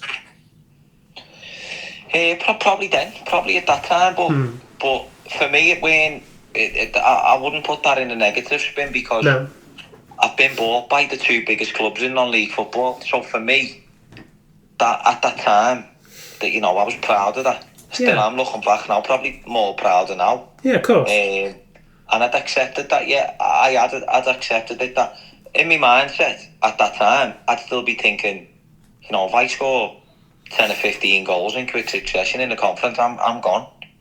So I always had that mindset and drive, even as I go down the line, and I was at Glossop and I'm scoring 35, 40, I'm still, in my head, I'm still thinking I'm going to get a move.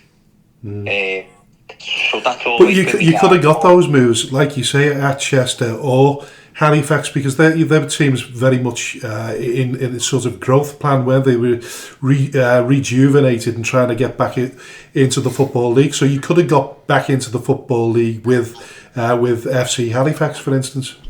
Yeah, and you know what? I should have. That this is me disappointment now. Looking back, was Chester was when I went to Chester.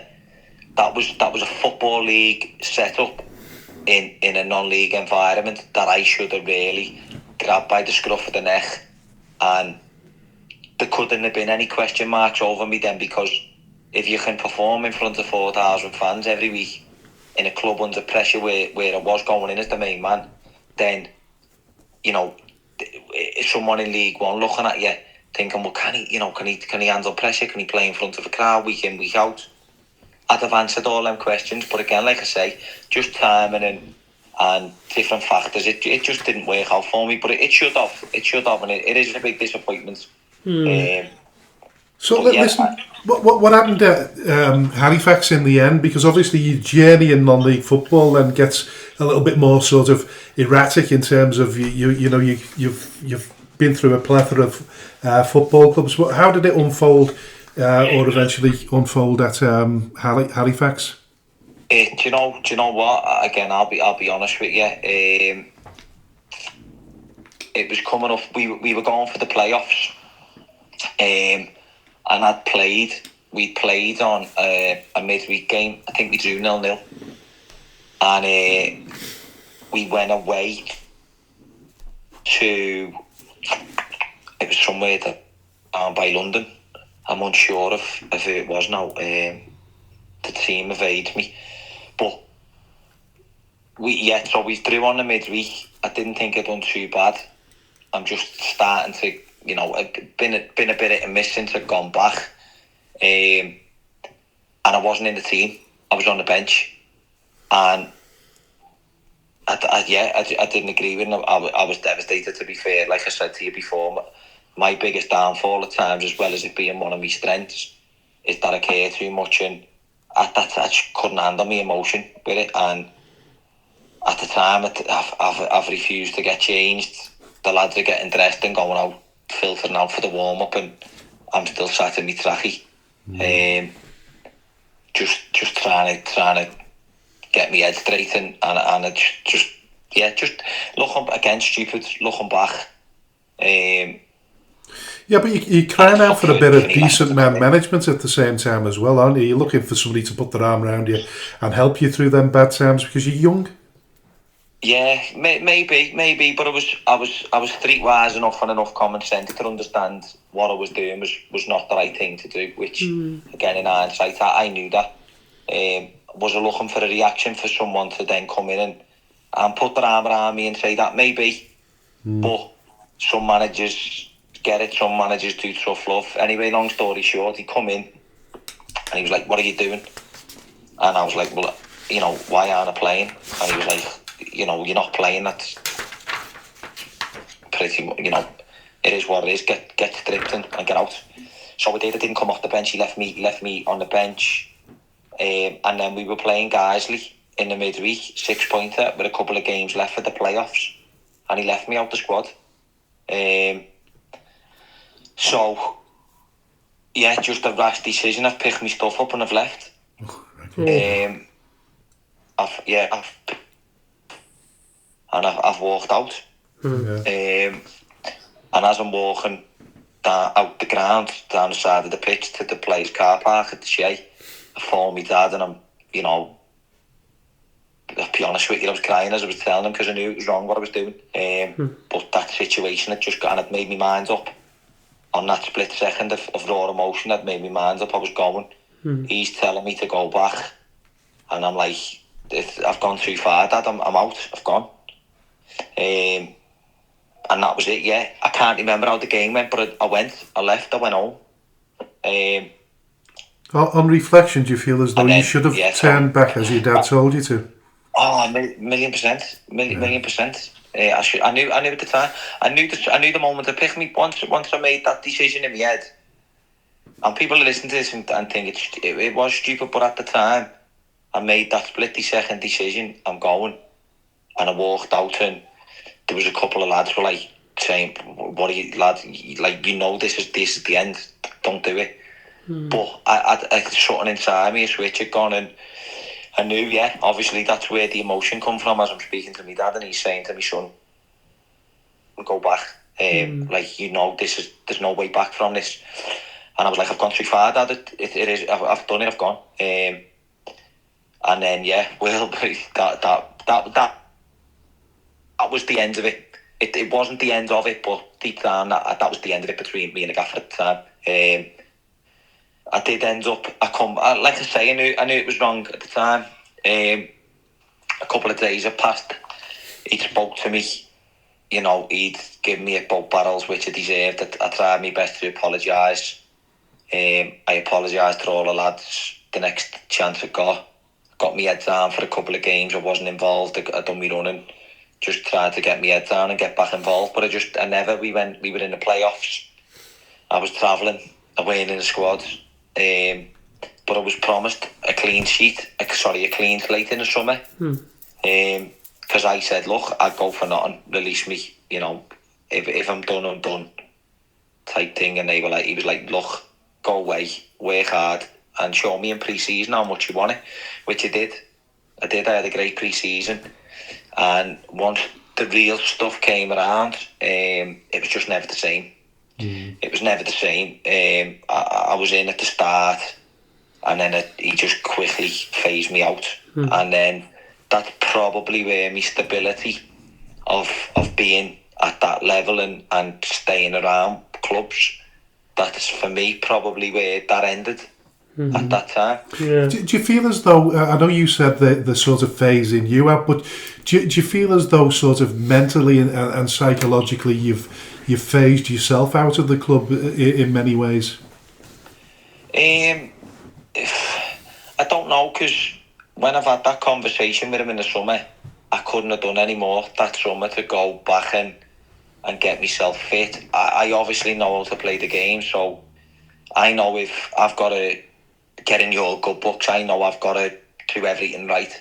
So I'm trying my best, and probably something I should have done at Chester. I should have played the game a little bit more in terms of the fans and and stuff like that, but it didn't, and that's gone. And for Halifax, I did. I tried it with him. I tried my best to really show him, you know, look, I really do want to be part of it. But he was old school. He was a good pro himself, and he said a few things to me on the phone when I did walk out, and you know, he was very old fashioned, and you know, is he going to let some young kid from Liverpool come in and try, you know, mess him around? I don't know. He obviously hasn't been able to get over it. And, I tried my best, and it didn't come off. But you know, make no mistake, there's only one person to blame for not working, and that's myself. I would imagine at that level that you were playing back then, if you come sort of forward to the, you know, the day and age of now, that in terms of help with social media, people are there to advise on what you should and shouldn't say on social media. Yeah, do you know, it weren't Twitter back then. I think it was more Facebook. So again, it's personal to you, isn't it? Facebook and your Instagram. Now I'm a dad with two young kids, so I'm not even on Facebook, and so Instagram, you know, I know everyone who's on my page.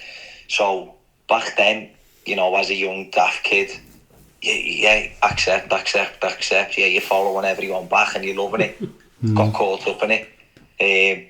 So you're opening yourself up to criticism.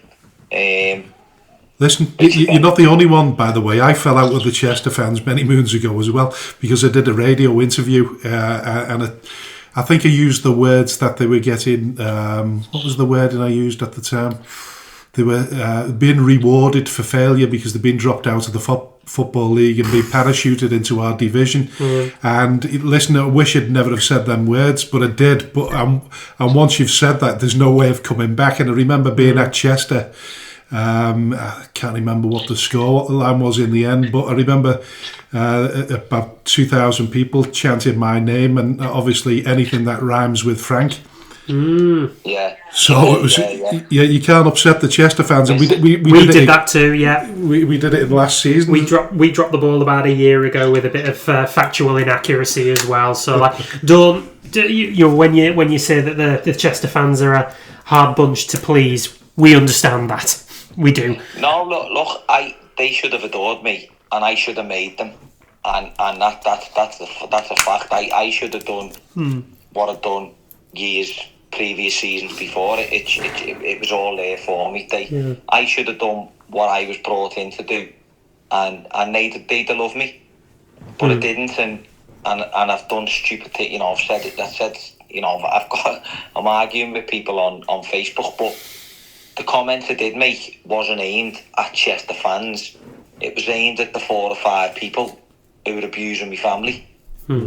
Yeah. But once it's out there, once people are screen grabbing and posting it, and a couple of people jump on it, it sticks. Don't get thrown off mud, it'll stick. And it didn't. And like I say, I was silly enough to do it and say what I say. You know, you're old enough. You're older now. If it happened different times, you wouldn't be accepting strangers onto your personal social media pages. It just wouldn't have happened. But yeah, that again, all my own doing.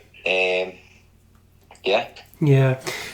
So after you've left, obviously you've walked away from Halifax and they phased you out.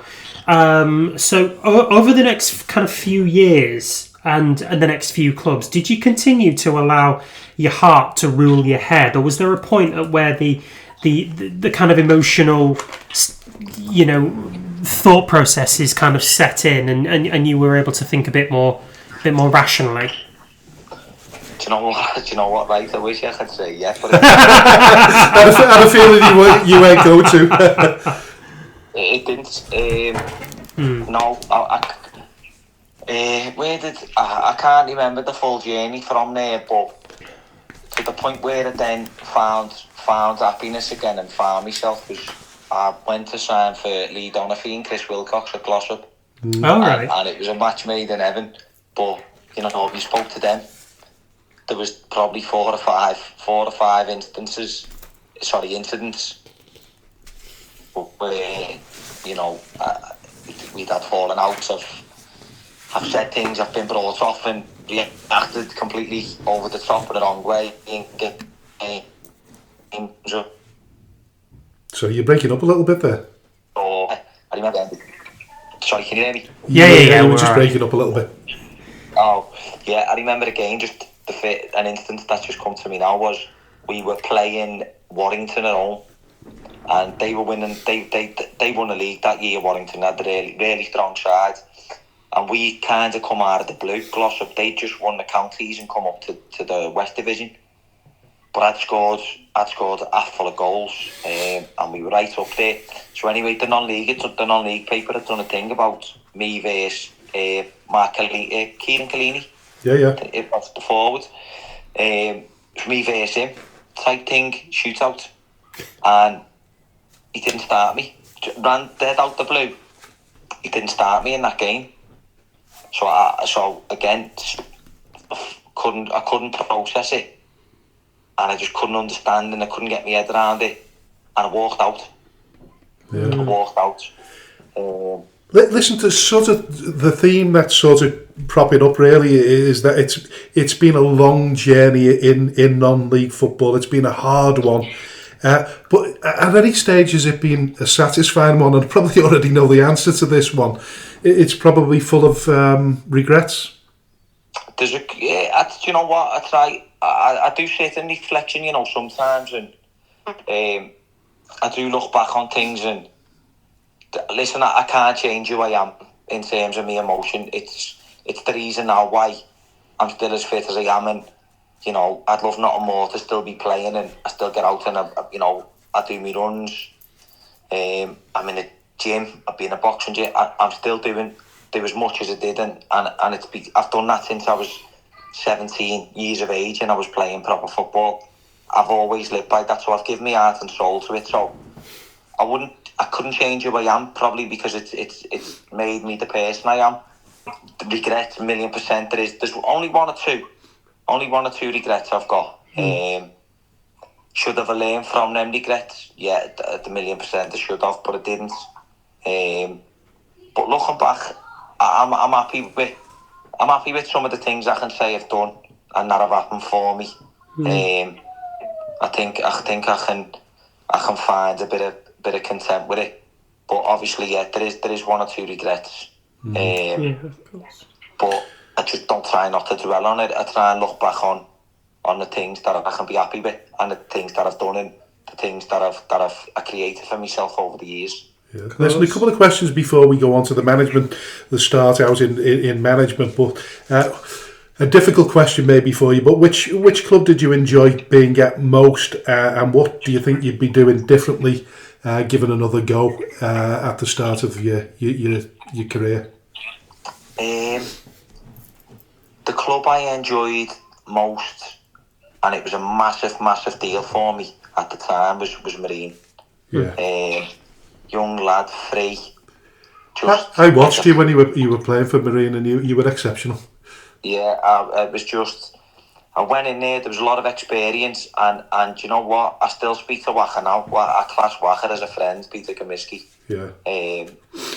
And he was there, and he was brilliant for me, because I'd watched Marine. I used to go up with my dad and one of my dad's good mates, Davey Parker, and they used to go, if Marine were playing on a Tuesday night, only a handful of times, but it's something that sticks out in my mind, and I remember going to watch them, say, when I was like 15, 16 years of age, at the year. So you break it up again there. Sorry, can you hear me? Yeah, go. Yeah, and I remember going down and watching them, thinking, I'd love a little bit of this. Obviously, dream was always to play for Everton, but the reality was, I'd love to be playing here. There's a good crowd here. Boss said, with a proper ground, stands, proper pitch. Like, this is a bit of me, this. And then, so when it did happen, and it happened quite quick, I was made up. Yeah, like I say, and I say this to anyone now, because I weren't on great money at Marine, I'd have played there for free, which I pretty much was when I first went there, and I was first really starting to establish myself. I'd have give them a wage to allow me to be part of the club, and and to do what I've done there. So Marine for me is one I look back on with fond memories, to be honest with you. You know, did they look back on at me like that? I'm not sure. I don't know. I'm not too sure on that, but it's, for me, that was the place when I was a young boy. What do you make of the club at the moment now, Marine, on the up again?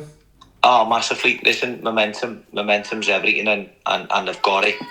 They've done brilliant from when I was there. You know, we could have only dreamed of getting out of the Evo Stick Prem at the time, which was a very hard league. Some really strong teams in it with a lot of money. So to do what they've done and to have, you know, get a bit of luck with the FA Cup draws and stuff like that. And I was just going to say that it would be good to imagine what a young, fit Jamie Rainford at the top of his game would have been like playing against Spurs. Yeah, might have give Gareth Bale something to worry about going back. On the wing, but no, I'd have loved it. But I experienced that against again. That's one of the highlights for me. Just playing against Charlton in the FA Cup. We were playing in League One at the time. Yeah. No, but Marine, I'm made up to see them do what they do. It's a club that's brilliant, and they've got really good people. Who was still there now, Dave, my people, showed me around. I bumped into him last summer, and he was like, come in and have a look at the new pitch and the new setup and all that.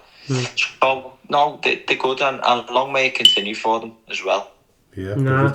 So listen, what do you think you would have done differently had you got another chance at it again now?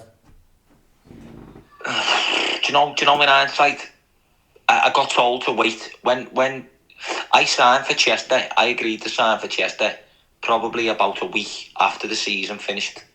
And the guy who was dealing with me at the time, Simon, he was like, mate, the season's just finished. You will get a move. Just be patient. And patience isn't one of my virtues, unfortunately for me. But once Youngie got me down to Chester's grounds and showed me around, and and he was telling me about the average fans and this and that, and it should have been easy for me. It really should have been. Listen, he sold you the dream, hasn't he? And it's a fantastic stadium. Yeah. Oh, yeah, and he but everything he said to me, I should have lived up to my end, and I didn't. So in hindsight, should have waited. Possibly, I would have loved another year at Marine. I'd have loved just, you know, I probably weren't in a rush. I probably should have waited and had another year. I'd have loved it. But again, young, naive, you know, maybe I should have stayed and done another year and had a good season and seen me contract out, and then seeing where it was up to. But at the time, no patience.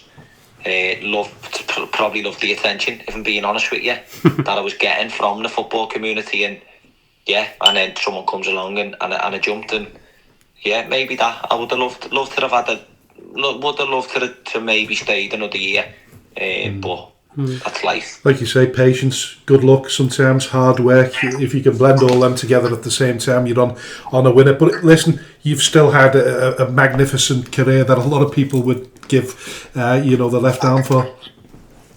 Yeah, I have, and like I say, I'm content. You know, there's things we spoke about, haven't we, that I would change if I could go back, but I can't. And it's nice to look back. My mum's kept loads of stuff in the house, clippings and paper write-ups and reports and stuff like that, and it's nice to look back on them. A lot of it is from Marine, obviously, because it's local to us, and it is nice to look back. And like I say, I've got a transfer fee against my name from the two of the biggest clubs in non-league football. So I can be proud that I've scored a lot of goals. I've played in some big games, playoff finals, cup finals, FA Cups, live on the telly. You know, so it's hardly been a failure, has it? Let's be honest. So you've hit the peaks. A couple of people, you know, I will look at it on reflection and say, and people can agree or disagree or have an opinion. you know, the downside for me is I never played in a football league. I should have, in my opinion. I think if it was 10 years later, 1,000,000% I would have, because I do believe it is easier now to go from non-league into the football league pyramid. That's one thing I look back and I should have, I didn't. But no, on reflection, I've done all right, and I'm happy. If I've had a good non-league career, I'd give anything to go back and do it all again. To be honest with you, I think about 80% of the people listening to this show and who sort of played football at any level will probably have said the same thing. To be honest, mate, you've now kind of moved into management with Litherland Remyca. Did you know that this was something that you wanted to do, at some stage, or did it kind of turn up out of the blue? What happened? Being dead honest, as I have been for the last hour, no, it wasn't. It wasn't something. No, I'll be dead genuine. Yeah. No, it wasn't. I've been that dedicated and selfish over the years in terms of football, even into my 30s. Everything I done from a Sunday to the following Saturday, I was selfish enough to put myself first and prepare to give the best version of me on a Saturday, even 33, 34, 35. That's how I've lived my life. So having two young kids, being out on a Tuesday, Thursday, going home and going to the gym on a Monday and a Wednesday or what have you.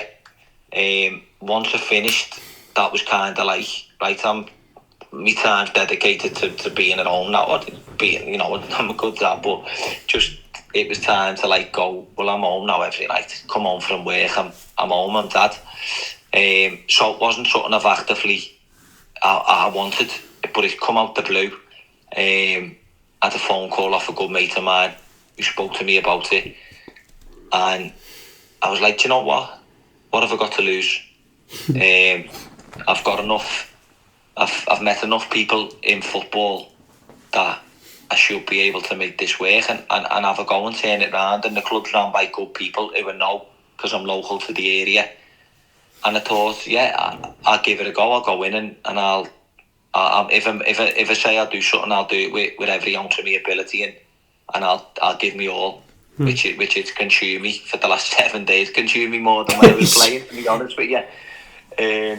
But yeah, it's kind of just come to me, and it's one that I'm looking forward to having a good go at it, to be honest. Yeah, no, it's fair enough. You've already actually answered one of my questions, really. Your little black book must be absolutely bulging with people's names, considering the amount of journey you've done in non-league football. So hopefully that will help support you in your new role as the manager.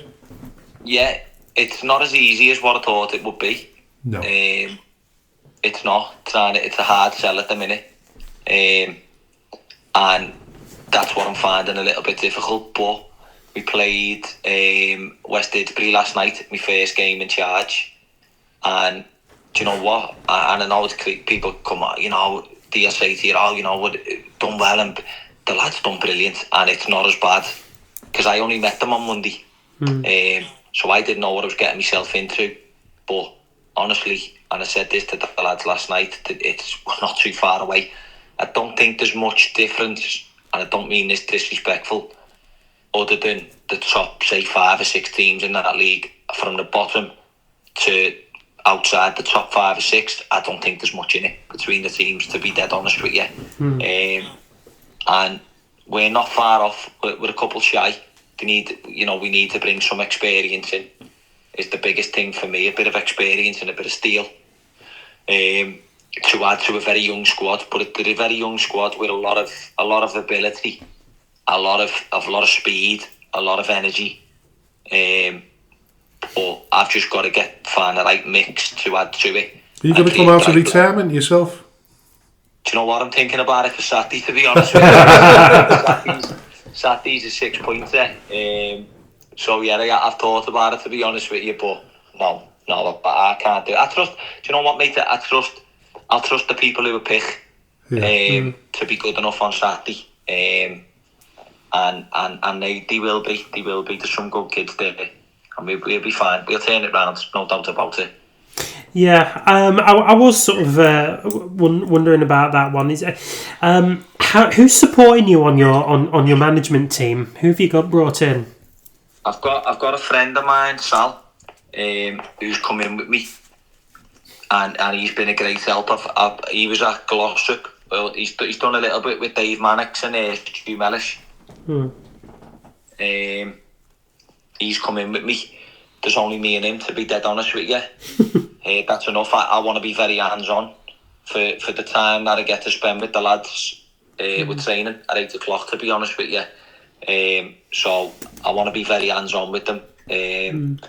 So me and Sal, Sal's come in, he's helping me out. He's my assistant and a coach. So so we're just doing it between us at the minute. Has your phone already been quite busy? It has. I've probably got about 65 WhatsApp chats open at the minute with different people and personnel. But like I said to you before, it's not the easiest sell in the world at this moment in time. If people don't want to trust you and buy into what you're trying to do, they won't pay. Yeah, they do. That's the really difficult part of it, isn't it? The budgets range quite really unbelievable budgets higher up in that division. Yeah, do you know what? And that's fine. But the best budgets don't always win leagues. I've noticed that. But we played West Didsbury last night. 4 of their players covers our full budget for a squad of 16 and a management staff. Do you know what I mean? So that's what we're up against. But you know, if a player wants to come and play for me, and he's asking me what's the money, then you're not for me. You're not for me, because we don't have that facility available to us. So if you're primary motivated, which is of course everyone wants to get paid, but I want to try and bring players in who are going to back me and trust me, and help more so than anything than get paid. Because like I say, I've been in dressing rooms where players have come in for big money, and I've very rarely seen it work, if I'm being dead honest with you. So I don't have that facility, so it's up to me to try to unearth someone, which I do believe we've got some really good young players there. It's just up to me now to add to it, add a bit of experience to guide these lads through, and get them to turn it around. And talking about guiding these lads through, you've already admitted that you've been a sort of a difficult player to manage yourself. How would you cope with egos yourself now going into management? Good question. I got a friend of mine, Lee, said this to me last night, and I had a laugh, and he went, good. I said, so you don't come up with, let's hope you don't come across someone like you. So just joking in yesterday, he had a laugh about it, but no, do you know what? I understand. I understand every individual is different. I understand how to manage people. I understand how you're meant to treat people, how to speak to people. Not everyone's the same. You know, shouting it in might not mean, putting your arm around him might not necessarily work for that person, and so on and so forth. So I don't know. Hopefully I don't, to be honest with you. But I tell you one thing, I might have been difficult at times, but I always delivered. So if you want to come and deliver for me, I'll put up with that. I'll manage. I'll deal with you a different way if you're going to come in and score me 30 goals. Yeah, that sounds good. Sounds reasonable. Listen, you're an ex-Skem player, albeit one game. So listen, we always treat our own as best as we possibly can. So we're wishing you the best of luck in your new role in management for the rest of the season. So listen, good luck from all of us. No, gent, thank you. Do you know what? It's been a lovely hour there talking to you. You took me down memory lane there, which has been nice. Been nice going back over my career and over time and speaking about it. It's brought up some very fond memories. So thank you very much, and thanks for the best wishes. Yeah. Try and get down and see a game and come and have a pint with us after we win. We'll be more than happy to do that, Jay. Yeah. Right, all the very best, my mate. You take care. Take care, mate. Cheers, fellas. Thank you. Thanks. Bye-bye. Bye. A heartfelt shout out to all the businesses supporting Skelmersdale United Football Club, especially T&W Garners and Pedro de Seda Enterprises. Thank you to everyone who donates to the club, supports our race nights, raffles, lottery bonus ball scheme and the weekly draw in conjunction with NYCBA. A special thanks to those who organise such fundraising events, with a particular mention for the incredible Lee Davis and Rowena Hughes. To everyone who stands by us both on and off the pitch, we are truly grateful. If you wish to sponsor the show, please contact me at chairman.skemutbfc@gmail.com or alternatively call me on 077 66 054 548.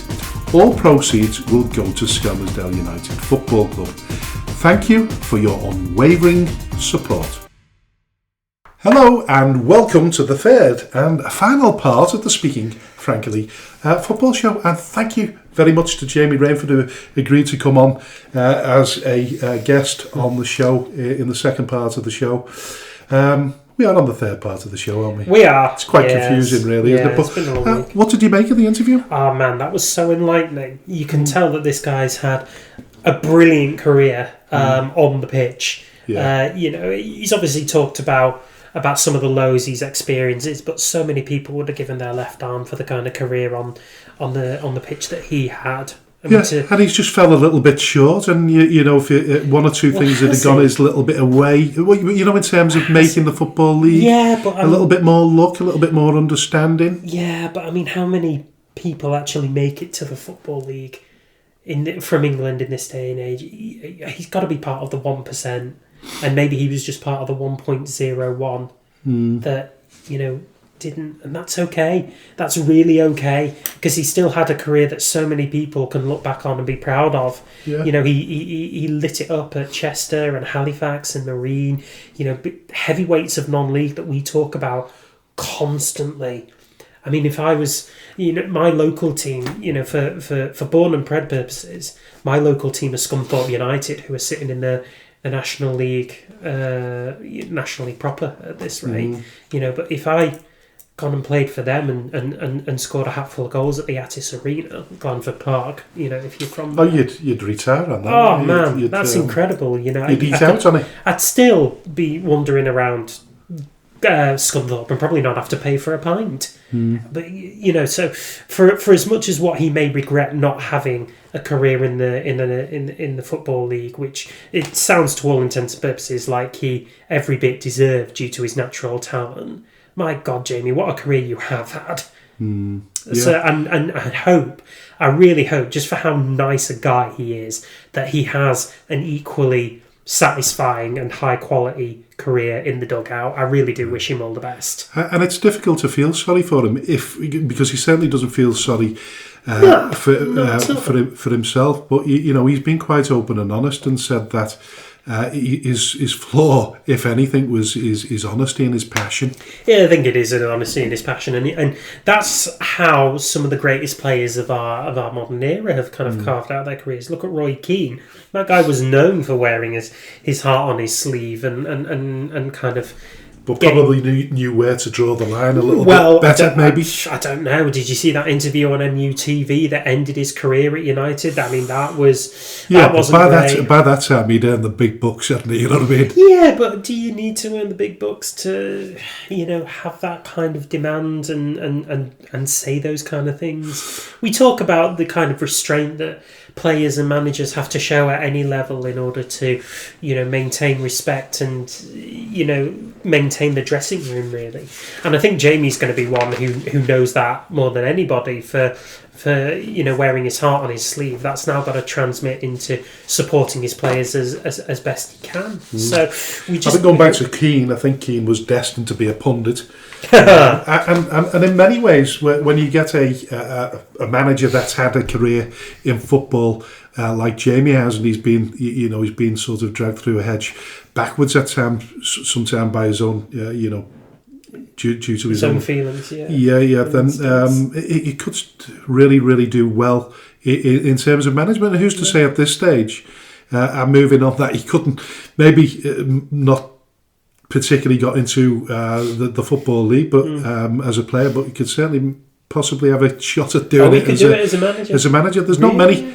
We talk about the percentages of non-league players that actually play in the Football League. I'd love to know what the percentage of non-league managers that get into the Football League as well. I mean, the biggest one of all that sort of went through the stages right from the Northern Premier League all the way up to the Football League was John Coleman at Accrington Stanley. There's not a lot. No, I mean, I suppose you could say Robbie Savage, although he's still one short. He's space hopped a little bit, hasn't he? Yeah. But he's still got to prove it at Forest Green before he gets into the Football League. He does. I think he might be one of the success stories there. He could. Yeah, I think you're probably right. We'll just have to wait and see. But in the meantime, sort of thank you very much again, Jamie Rainford, for coming on the show, and we really do wish you all the best. Yeah, fabulous chat, and also anything for any up and coming footballer that's got talent and is getting scouted a lot is speak to him because he'll certainly push it in the right direction. Really will. Yeah, listen, moving on to our fixtures, predictions and expert analysis. So, listen, I'm going to take a quick look at the FA Cup fourth qualifying round draw first of all. Those teams in the north that are involved in it. Darlington at home to AFC Telford, Macclesfield at home to Stamford, Gainsborough Trinity at home to Hartlepool United, Carlisle United at home to Boston, Rochdale at home to York City, Runcorn Linnets, who we talked about before, at home to Buxton, Morecambe at home to Chester, South Shields versus Spalding, Tamworth versus Hyde, Scunthorpe versus Kings Lynn, Aveley versus Gateshead, Spennymoor Town versus Billericay, Southport versus Halifax, who we mentioned before, and Altrincham versus Harborough. Sounds some really, really interesting fixtures there, not least of all the Morecambe Chester one, because I think this is an ideal opportunity for Chester to grab a spectacular win against a team that's really out of form at the moment. Very much so. I mean, Chester themselves aren't exactly hitting the ground running in the National League North either. I think pressure on them, I would have thought. A bit less pressure on them. I think we all expected Chester to hit the ground running after missing out on promotion last season. They got to the playoff semi-finals, but their quest there was ended. But they've started really poorly, and they're sitting in 16th place in the National League North, and they're going to a Morecambe side who are in the midst of a rebuild that is not going their way.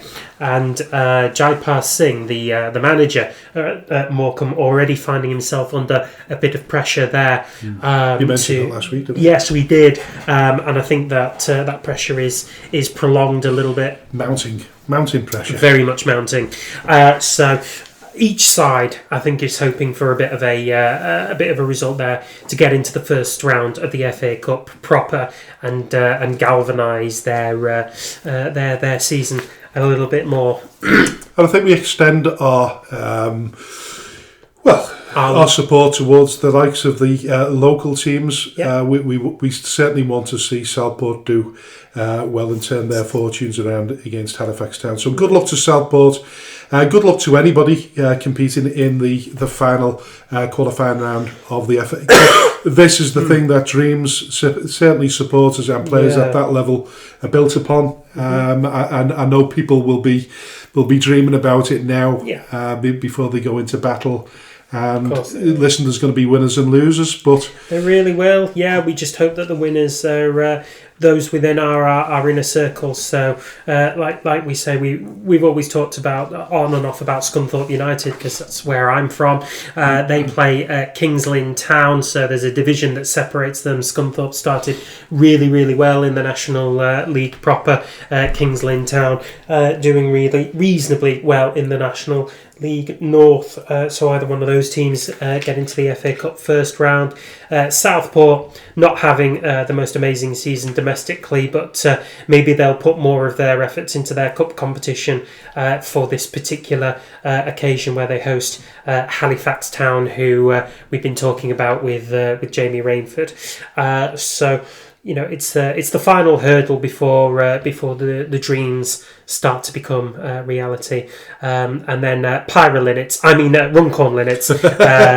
they're at home to Buxton, and we certainly hope to see all manner of fireworks going on the pitch, but not off them.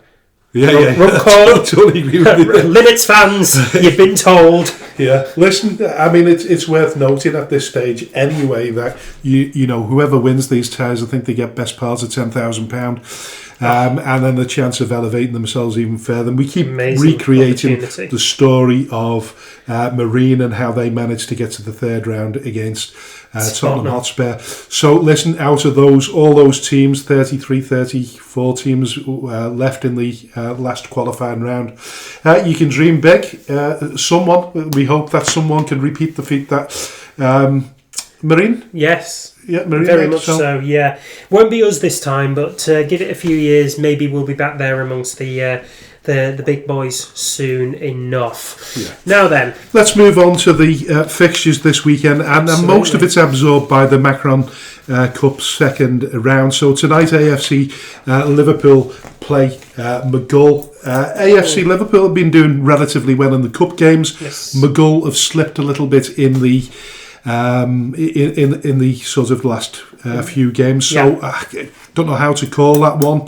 There's got to be a winner in this one, though. I'm going to go for AFC Liverpool, surprisingly. All right. I'm going to go that too. Right. Okay. Fair enough. I agree with you there. I think AFC Liverpool did reasonably well against Atherton Allar, although the scoreline does tell a bit of a different story. Whereas Maghull, for all of their attacking adventures here, you've got to wonder about that defence a little bit. So home win for me. Yeah, and then we hit the Saturday fixtures there.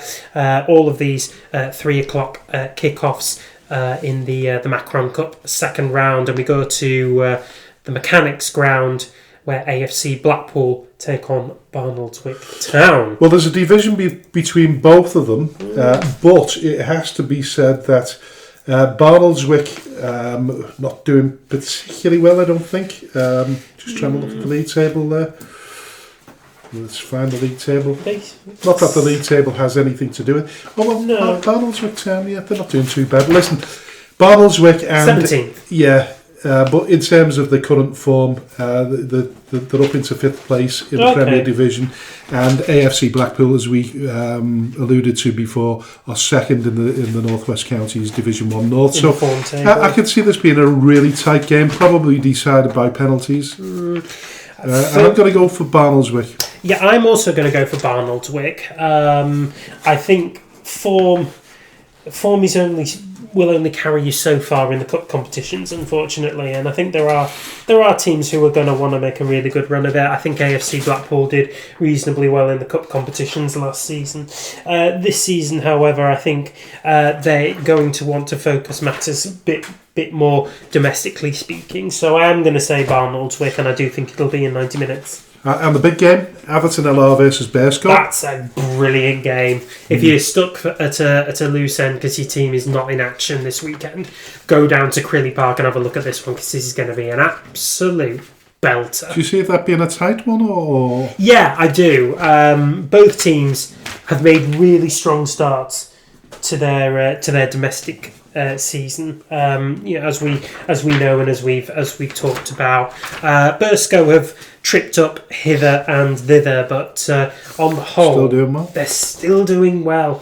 I'm going for Atherton Allar on this one. Yeah, I mean, we tend to back Atherton Allar on these occasions here, and in all honesty, the form table is almost entirely the same. Yeah. 4 wins from the last 6, 2 losses. Bearscough have conceded more than they've scored, whereas Atherton Allar's goal difference is a bit healthier. So I also am going to say Atherton Allar there. Yeah, listen, it's got to be a really tight game one way or another. Camel Aird versus Wolverhampton Casuals. I'm going for Camel Aird. So am I. City of Liverpool versus Charnock. I'm going to go for City of Liverpool. I'm going to go for Charnock. I think Charnock, they did some serious bits against Ramy and probably could have taken a draw at that game, actually. Nathan Nikias missed a penalty in about the hour mark, which, considering what followed, could have easily secured them a 3-3-all draw. So Richard got plenty behind them, although they probably don't show as much as they should. Cone versus Exton Villa. Yeah, I'm going for I'm going for Exton Villa. So am I. Yeah.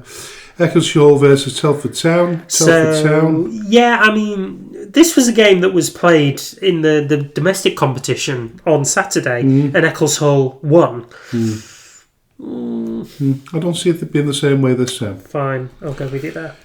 I think they'll learn from the mistakes that they made on Saturday and come up with a win. Yes. FC St Helens versus MSB Walton. I think that's going to be a tighter one than you'd have credit for. Yeah, but I still think FC St Helens are going to win that one. Yeah, I'll go with it. Foley Mere versus Sandbach United. I'm going for Sandbach. Yeah. Oh, it's a filed derby here. Yeah. It's Garstang host Thornton Cleveley's at the Riverside. Does Garstang count as filed, does it? Yeah, of course it does. Yeah, okay. Yeah. Well, it's all Blackpool, isn't it? Yeah. Oh, well, I'm going for... Who are you going for? Thornton Cleveley's. I'm going for Garstang. Fine. Main Road versus Cheadletown. I think that's going to be a difficult game as well. I do. Neither of the teams are having absolutely spectacular seasons. Or certainly, ones that would like. I mean, Cheadletown are third in the Cheadletown are third in the form table of the Premier League division. I just lost the one game with 5 wins. Cheadletown are in the lower division. They're not. They're 12th. Yeah, in the middle of the diddle, are they? Yeah, it's going to be a tight one, that. But I'm just going to go. I'm just going to go for the home team, Main Road. I'm going to go for the away team, Cheadletown. New Mills versus Cheddarton. Cheddarton all day long. I would think so too. Padiham Nelson. This is a huge bit of a local derby. Pendle derby at the Ruby Civil Arena. It's a grass pitch. Both these teams play on grass, so there won't be any of that 3G funniness involved. Oh God, I think it's just going to be Padiham, isn't it?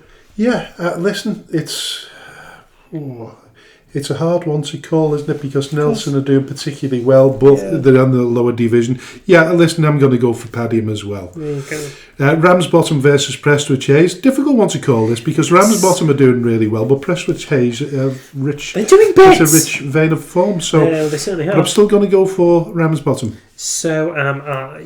Runcorn Town versus Allscott Heath. Yes, Runcorn Town. West Didsbury versus Abbey Hay. Manchester Derby. I'm going for West Didsbury. So am I.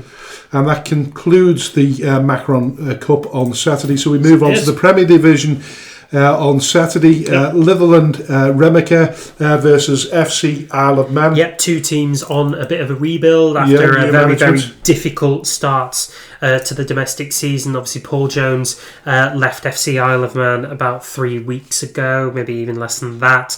Whereas Litherland Remyca, it'll be Jamie Rainford's first home game in charge at the Litherland Sports Park. So, who's your money on? I'm going for Litherland. So am I. Definitely going for them. Yeah. Yes.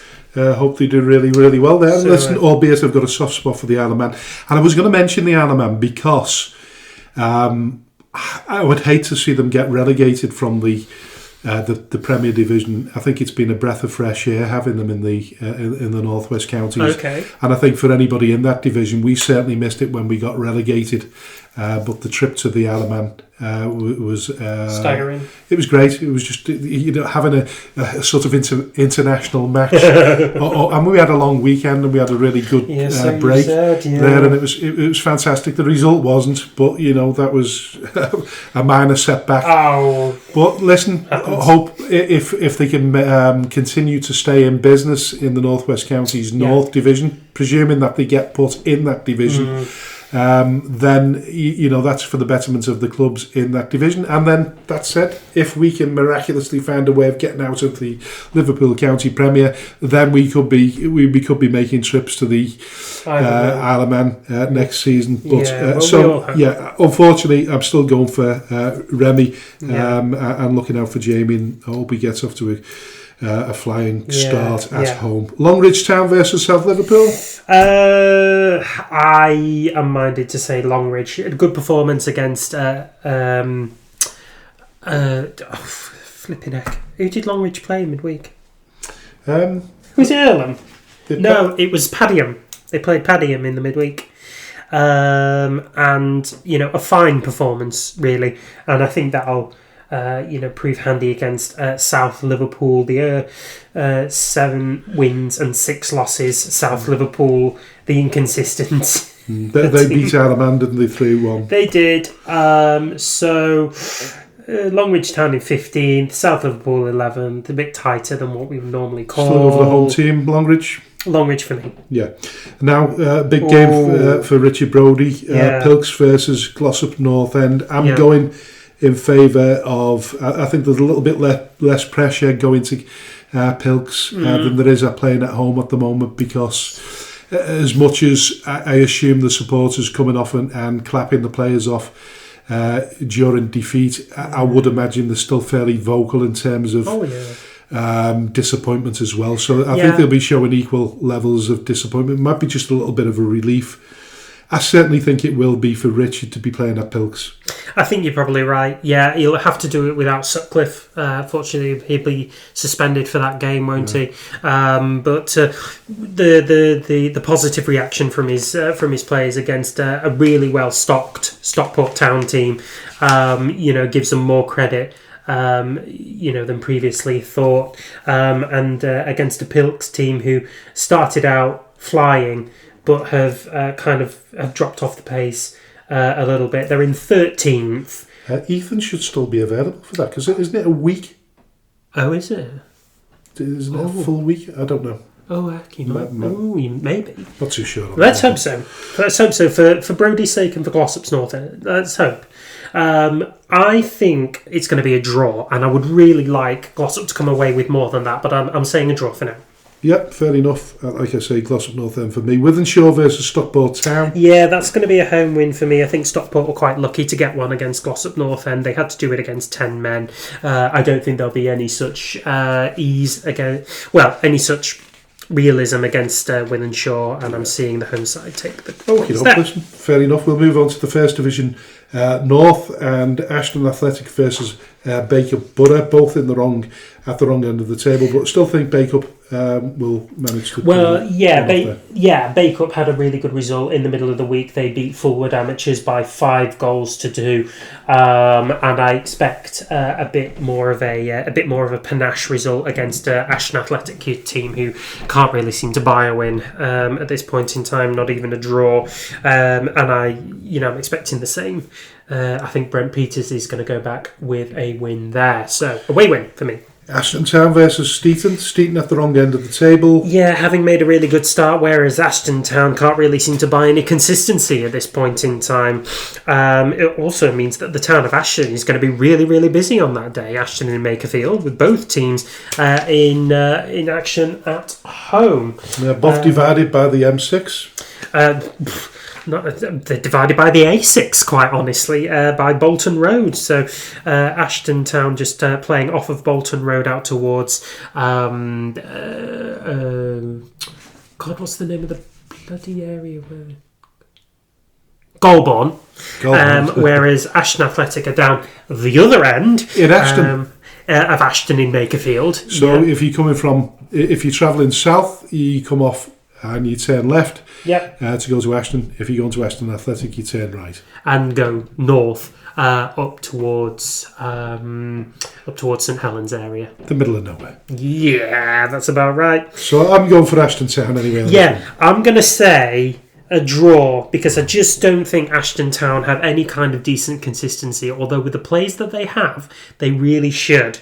I've noticed Conor Reddy, Chris and George Lomax don't seem to be playing at the moment. That's interesting. Yeah. I know that Ashton Town have got a couple of strikers in there. Obviously, Mikey Howard is now hitting a bit of a rich reign of form, and Daniel Squires, who they signed from Garstang in the off-season, has finally started to find the back of the net. And both of those players scored in their midweek win over... who was it that they played now? I ain't got a clue. Nonetheless, they both scored. So if there's any opportunity for the Lomax boys or Connor to kind of come down and wear the blue for us, then you get a little bit of a sort of a run out, bit of a cheat code. Anyway, draw for me at the Bartons Group Stadium. Daisy Hill versus Darwin. For me, that's an away win. I just think Darwin have now started to hit their stride, and I think that they're going to continue that. I definitely think at the Ginge Angry Stadium, the Ginge Power Stadium, keep getting that one mixed up. But, I think it'd be too much for them at this moment in time. He's still, Nicky Hunt, I think we mentioned it before, still in the midst of a rebuild, and he's really, really got his work cut out there. It'd be interesting to see whether more funds are getting released to bring in better quality players. Most certainly. But it's a tough job for them at the moment. Considering how many players actually left as well after Lee Hill departed, they're on a bit of a rebuild at the minute, and rebuilds, as we know, take time. So maybe it's to be expected that Daisy Hill are going to wobble and struggle for the first handful of games of Nicky Hunt's reign. Now then, Butcher's Arms. Droylsden versus Holker Old Boys. Now this is a huge match in many ways. We always think Holker a big, tough and ready team, whereas Droylsden not particularly a big team. I don't know. They're sort of big at the back, but I don't know, a little bit less. For me, Droylsden's primary source of attacking is Nelson Van, and Nelson Van is on an amazing run of form at the minute. I think he's bagged about 12 goals this season already. Holker Old Boys, we know, are poor on the road. Even on a Saturday kickoff at the Butcher's Arms, I'm not sure how well this is going to go for them. It's a home win for me. Yeah, listen, you're going home win for Droylsden. I'm going for Holker because I just think they're a little bit physically more.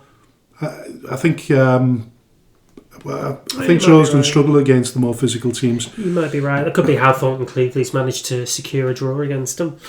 Anyway, and then the final fixture of the First Division North sees Squires Gate take on Forward Amateurs at the Skiddle Community Stadium. For me, I know that they had a very disappointing result away at Bacup Borough in the midweek, but overall, Forward Amateurs are doing an awful lot better than we give them credit for, and I think we probably don't talk about them quite as much for how well they are doing. So they're sitting in 7th place in the division with 3 wins, 3 draws and 2 losses. Have got a bit of a leaky defence, but they are scoring goals. I think there's only the top 2 teams, Droylsden and Maghull, that have scored more than their 20 goals this season, so maybe there's something to be said for that. I think for Fulwood. I am. I'll follow you on that one. Very well. Moving to the First Division South, Cheadle Heath Nomads versus Shawbury United. Struggling Cheadle, the bottom 3 in the table. Shawbury doing a lot better than they did last season. They certainly are. I'm going for Shawbury. Yeah, I'm going to follow you on that one and say Shawbury as well. Right, okay. Hormond, who, despite not being bottom of the table, are actually winless throughout the entire season, against Barnton sitting in 4th. Yeah, I'm going for Barnton. Yeah, writing's on the wall a little bit. Now, this game, very interesting. We like Dan Dawson. Dan Dawson likes us. Dan Dawson had a really good result against Stafford Town with a 3-3 draw for his Market Drayton Town. But has a great deal of confidence. Has a bit more work to do, but he will know that. Alsager Town, 13th in the division, possibly a team where, if you're going to pick a bit of a run of form, Stafford Town, amazing team to do it against. Alsager Town, probably a more realistic prospect for carrying it on. I want to say a home win. Yeah, me too. Let's go Dan Dawson. Yeah, Stafford Town versus Asheville. Stafford are not as consistent as they were at this stage last season, so I can't really make my mind up about them. But Asheville, they played a game less, but they're 9 points behind. So I still think Stafford at home are going to do the business. Asheville's manager has just departed as well, so they are in the midst of a bit of another manager changeover as well. So we do apologise when we can't cover all the news, but we're limited to time. Yeah. Listen, time, meaning that it cost me more money to put this show on if I don't trim it a little bit. You know what I mean? We've got another 3 shows this month, so I'm going for Stafford Town. Yes. You going as well? I also am going for Stafford Town. Right, okay. We've got another page of fixtures. Right. Here. Stockport Georgians versus Wolverhampton Sporting Community. It's a home win for me. Yeah, that's the same for me. Okay. Monday 13th, Cheshire Scenic Cup first round. Stockport Town versus Hyde United. I'm going for Hyde United. So am I. Tuesday, the 14th of October, the North West Counties Premier League, Atherton LR versus Wythenshawe. It'll be a difficult game, but I'm going for Atherton. I'm going to say a draw. I thought you might. Barnoldswick Town versus Ramsbottom United. That's got to be Ramsbottom. Yeah, I'd say Rammy too. Charnock Richard versus West Didsbury. I'm going for West Didsbury. Great fixture, this one, because Charnock Richard absolutely smash it when it comes to entertainment, but just absolutely not when it comes to consistency. West Didsbury and Chorlton seem to finally be finding their feet here, up to third. In the division, just chasing on the tails of Rammy and Padiham. I will say an away win, but I think that'll be a great game to watch. Yeah, brilliant. St Helens, FC St Helens versus Earlham. I've got to say I can't see FC St Helens winning this, so I'm going for Earlham. No offence, FC St Helens still sitting in great ninth. Team, still sitting in ninth. Just Earlham are in fourth. Not a draw at all. 9 wins, 4 losses. Just their away form can be a bit patchy, but I still expect them to win here. Yeah, listen, FC St Helens, great chairman, great manager, great sporting director. We like Mark Hayes. Mark Hayes, we love him.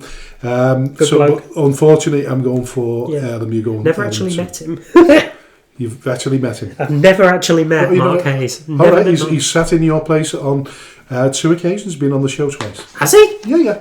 Oh, I know he was when he interviewed Pascal. Yeah, there was a few of us here. We were on the big long table. Remember the big long table? I remember that big long table. We had 4 mics out. You know what I mean? It was chaos because you couldn't see each other. No, I think Gordon was there as well, wasn't he? Yeah, James was supposed to be recording it, and for some unknown reason the battery went flat. So it was our first attempt at having a sort of video of it. But to be fair, the way it was set up at the time, there was too much. It was too busy. Yeah. It wouldn't have been good anyway. Yeah. But Mark Hayes has done this twice. Yeah. I need to meet that guy. Anyway, Prestwich Hayes versus Pilks. No, you missed Padiham versus AFC Liverpool. Yes, I have. Padiham to win. Well, Padiham to win, we go for that. Prestwich Hayes versus Pilks. Yeah, I go for Prestwich Hayes. I'm going to go for a draw because they're right next to each other in the table. Form is very little difference between them. There's just 3 points on the domestic form. So, draw. Yeah, Squiresgate versus Holker. Old Boys in the First Division North on Tuesday. I'm going for Holker. I'm going to go for a draw on that one. Again, the away travelling is an issue for Holker. And on a Tuesday night down to windy old Fylde coast, draw. First Division South, Alsager Town versus Runcorn Town. I'm going for Runcorn. See that going one way. Yeah. Asheville versus Cheadle Heath. Nomads, Asheville for me. Yeah, Nomads in 17th, Asheville are in 12th. Draw. You're going for a draw. I am.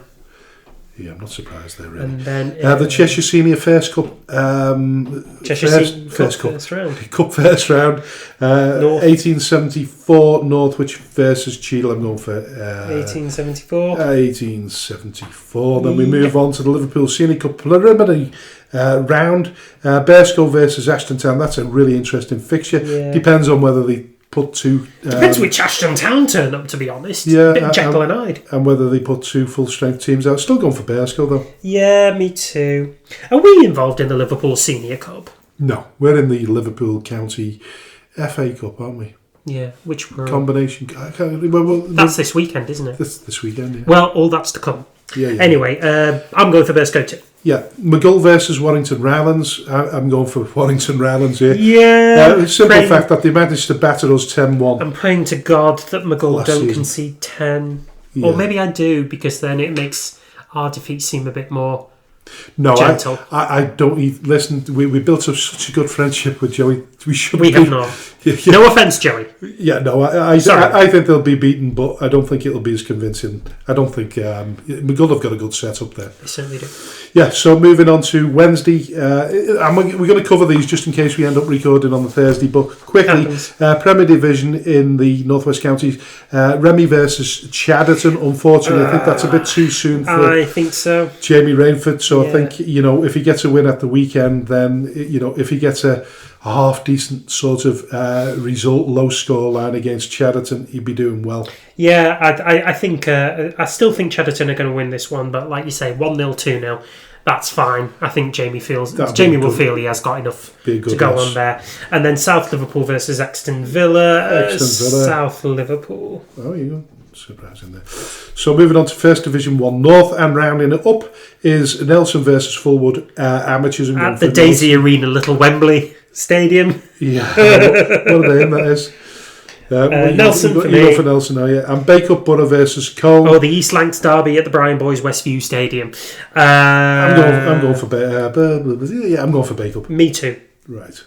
So that concludes all the fixtures in the Northwest Counties. And in case you were wondering, Frank's forgotten his homework, so I take the win by default. Again, it's now 5-0. Well, just so busy. But listen, it's nice to give our opinion, because occasionally people do turn around and say to me, haha, you predicted we were going to lose when we won. Alright. Yeah, so occasionally I do get the odd message, all in good humour, of course. Yes, I suppose so. I've not actually had that, so it proves that my outreach is terrible. Nobody's told me you were wrong. Well, not even Dan Dawson. You've got to consider that for me, this network I've built up is probably in excess of 30 years. You've just started out on your journey. I have been here about 30 minutes, so but yeah. In terms of that, you probably progressed far quicker than I did at my stage. So you've done really, really well. So don't worry about that. You'll get there eventually.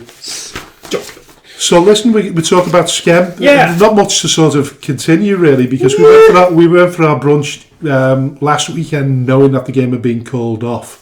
So it was a bit more of an easier vibe to the game, to the morning. Really, we sat in Wetherspoons and we had our big breakfast. Cooked breakfast, or our scrambled eggs, or whatever it was that we were eating, and we could do it in the knowledge that although Andy Barlow wasn't going to be there, the game wasn't actually happening anyway, so it's fine. He's only missing one game less, which is and incidentally, just to mention, he's on holiday. He won't be back for the Saturday game.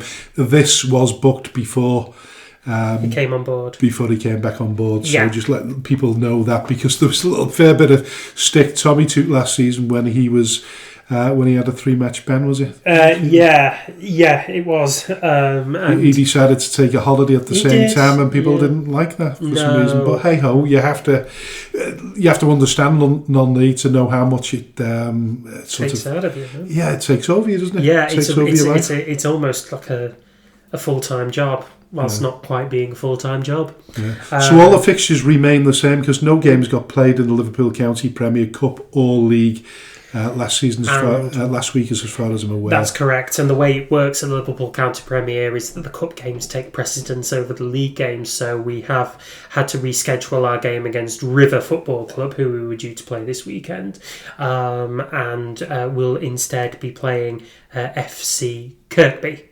Yeah. Kirby or Kirkby, you said there. I think it's Kirkby, isn't it? No, it's Kirby. Is it Kirby? Yeah, Kirby. Great. Yeah, the other K is a silent K. Is it? Unlike F. Are you sure? Yeah. So it's spelled Kirkby, but pronounced Kirby. Yeah. You lot are weird. You've led a sheltered life. No, I just haven't been to Merseyside, where you're all clearly You spend a lot of time there now. I'm going to have to. Well, yeah, that's because you decided to move the club to Marine. Yeah. Could have stayed in Wigan. My biggest critic. Well, we were in Wigan, where we were in Burscough, West Lancashire. Yeah, and if we'd moved to Wigan, we'd still be in the West Lancashire League anyway. Yeah, arguably. But listen, anyway, just a few things to mention. One, that Tonight we have our race night at the Newborough Sports Club. Tickets are still available.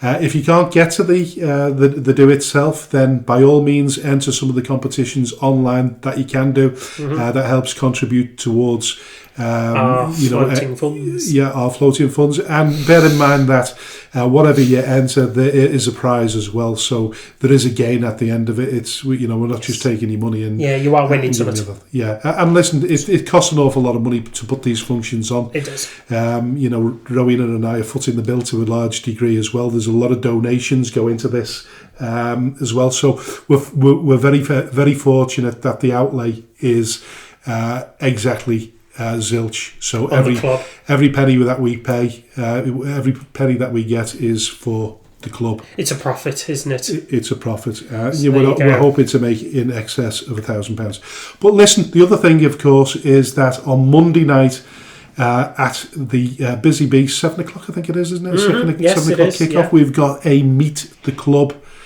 opportunity where you can come along and speak to anyone involved with the football club, whether it be management, directors, chairman, air your views. Or your stupid press officers. I'm also going to be there too. Well, your press officer as well can answer. AJ, let's just call him AJ because listen, he's better known as AJ from the Speaking Frankly football show than he is as the press officer. Press officer, but I'm sort of doing a few different roles at the minute, and I think I'm just involved with the club. That's a sad lad. I don't really have a job role, but anyway, the point is, we're all going to be there. All the representatives of the club, from the management, the board, and the committee, are all going to be at the Busy Bee on Monday night at 7 o'clock.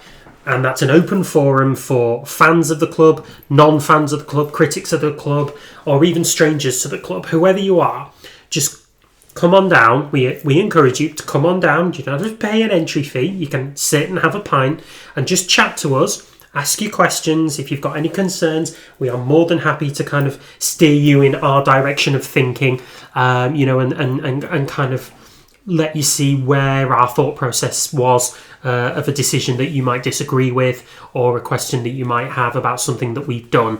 It's an opportunity for fans who feel a bit disenfranchised with how the club is performing at the minute to come back in and maybe just reconnect with the club. And what we want to do is build bridges with fans, because we understand that, since the days of the Northern Premier League, fans have walked away for one reason or another. They've lost interest. They don't like how we're being run, etc. So come on down and maybe we can assuage you into coming back and supporting us this season.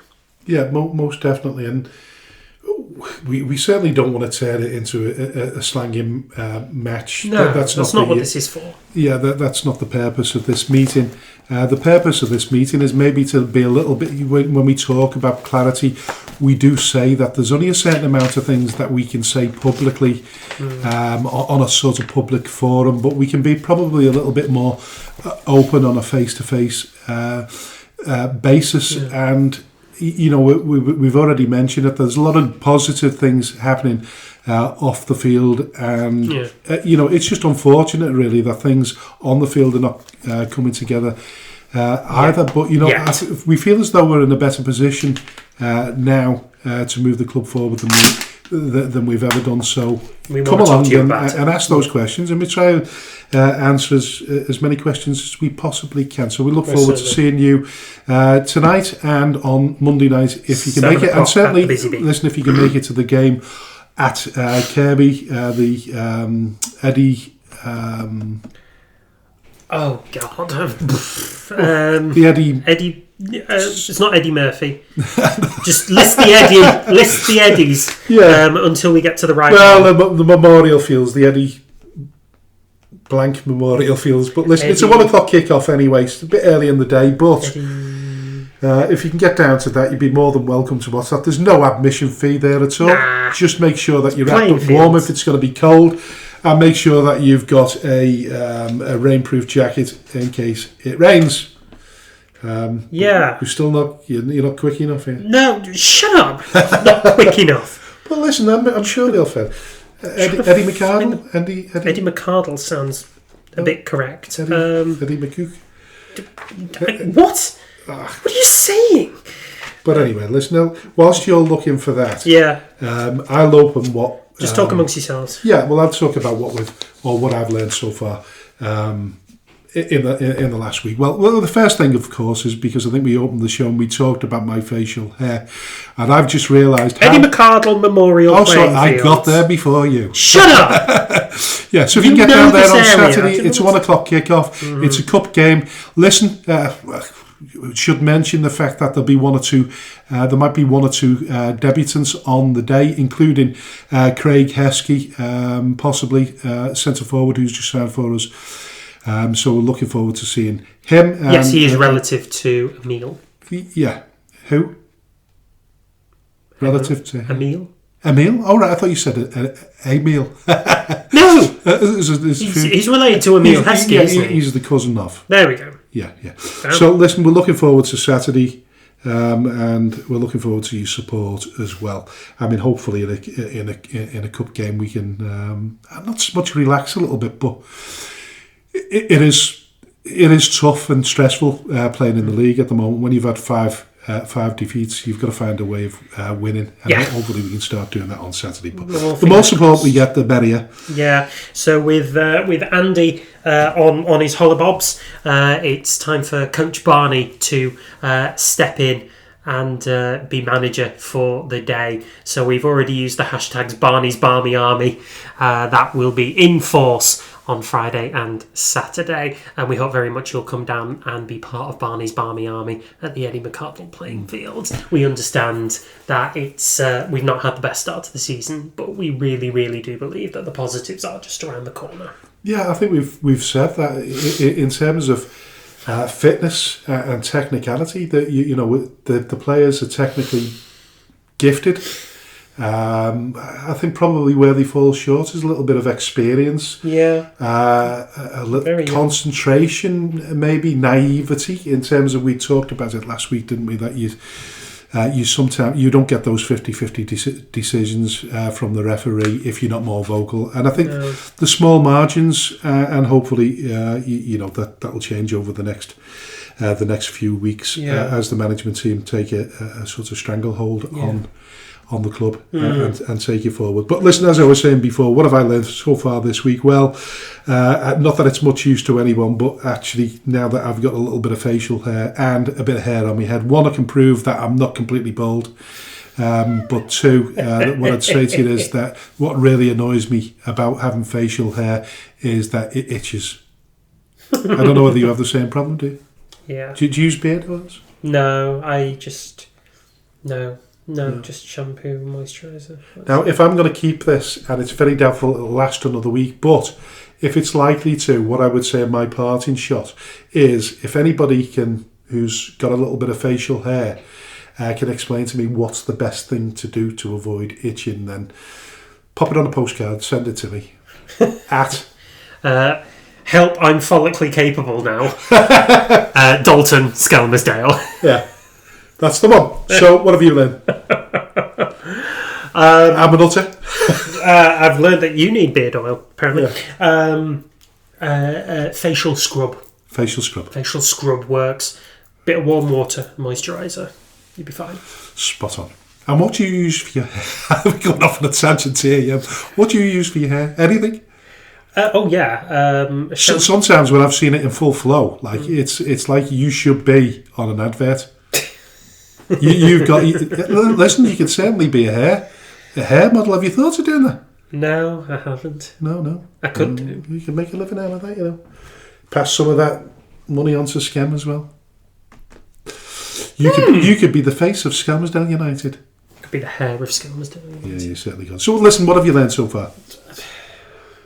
Facial scrub and moisturiser. For me, I'll put you on the spot now. You're completely off the tangent. Yeah, I just love it.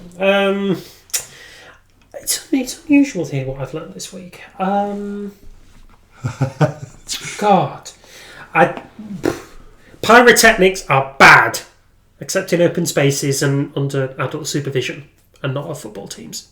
Yeah. Don't do anything for any reason at all, ever, anything that's going to derail your team. especially when they're winning. Okay. Totally agree with you there. And that probably shows a little backtrack there on what I've learned this week, because after the interview with Jamie Rainford, it made me think. When I was sort of doing my research a little bit, I still think that the mental health and psychology of footballers and managers is really, really underestimated at our level. But it doesn't take away from the fact that, even if, he has had a flawed sort of non-league history, he's had a history that, like you said before, that most people would kill for, really, wouldn't they? Definitely. And he must have made an awful lot of friends as well. He must have made an awful lot of friends, awful lot of memories, awful lot of things that he can look back on and smile. And I think he'll look back on this kind of glass of non-league football as being about 80-90% full and 10% empty. And that 10% won't matter in the grand scheme of it. And I think he's not the first one who says that being a father changes your perspective on these things completely.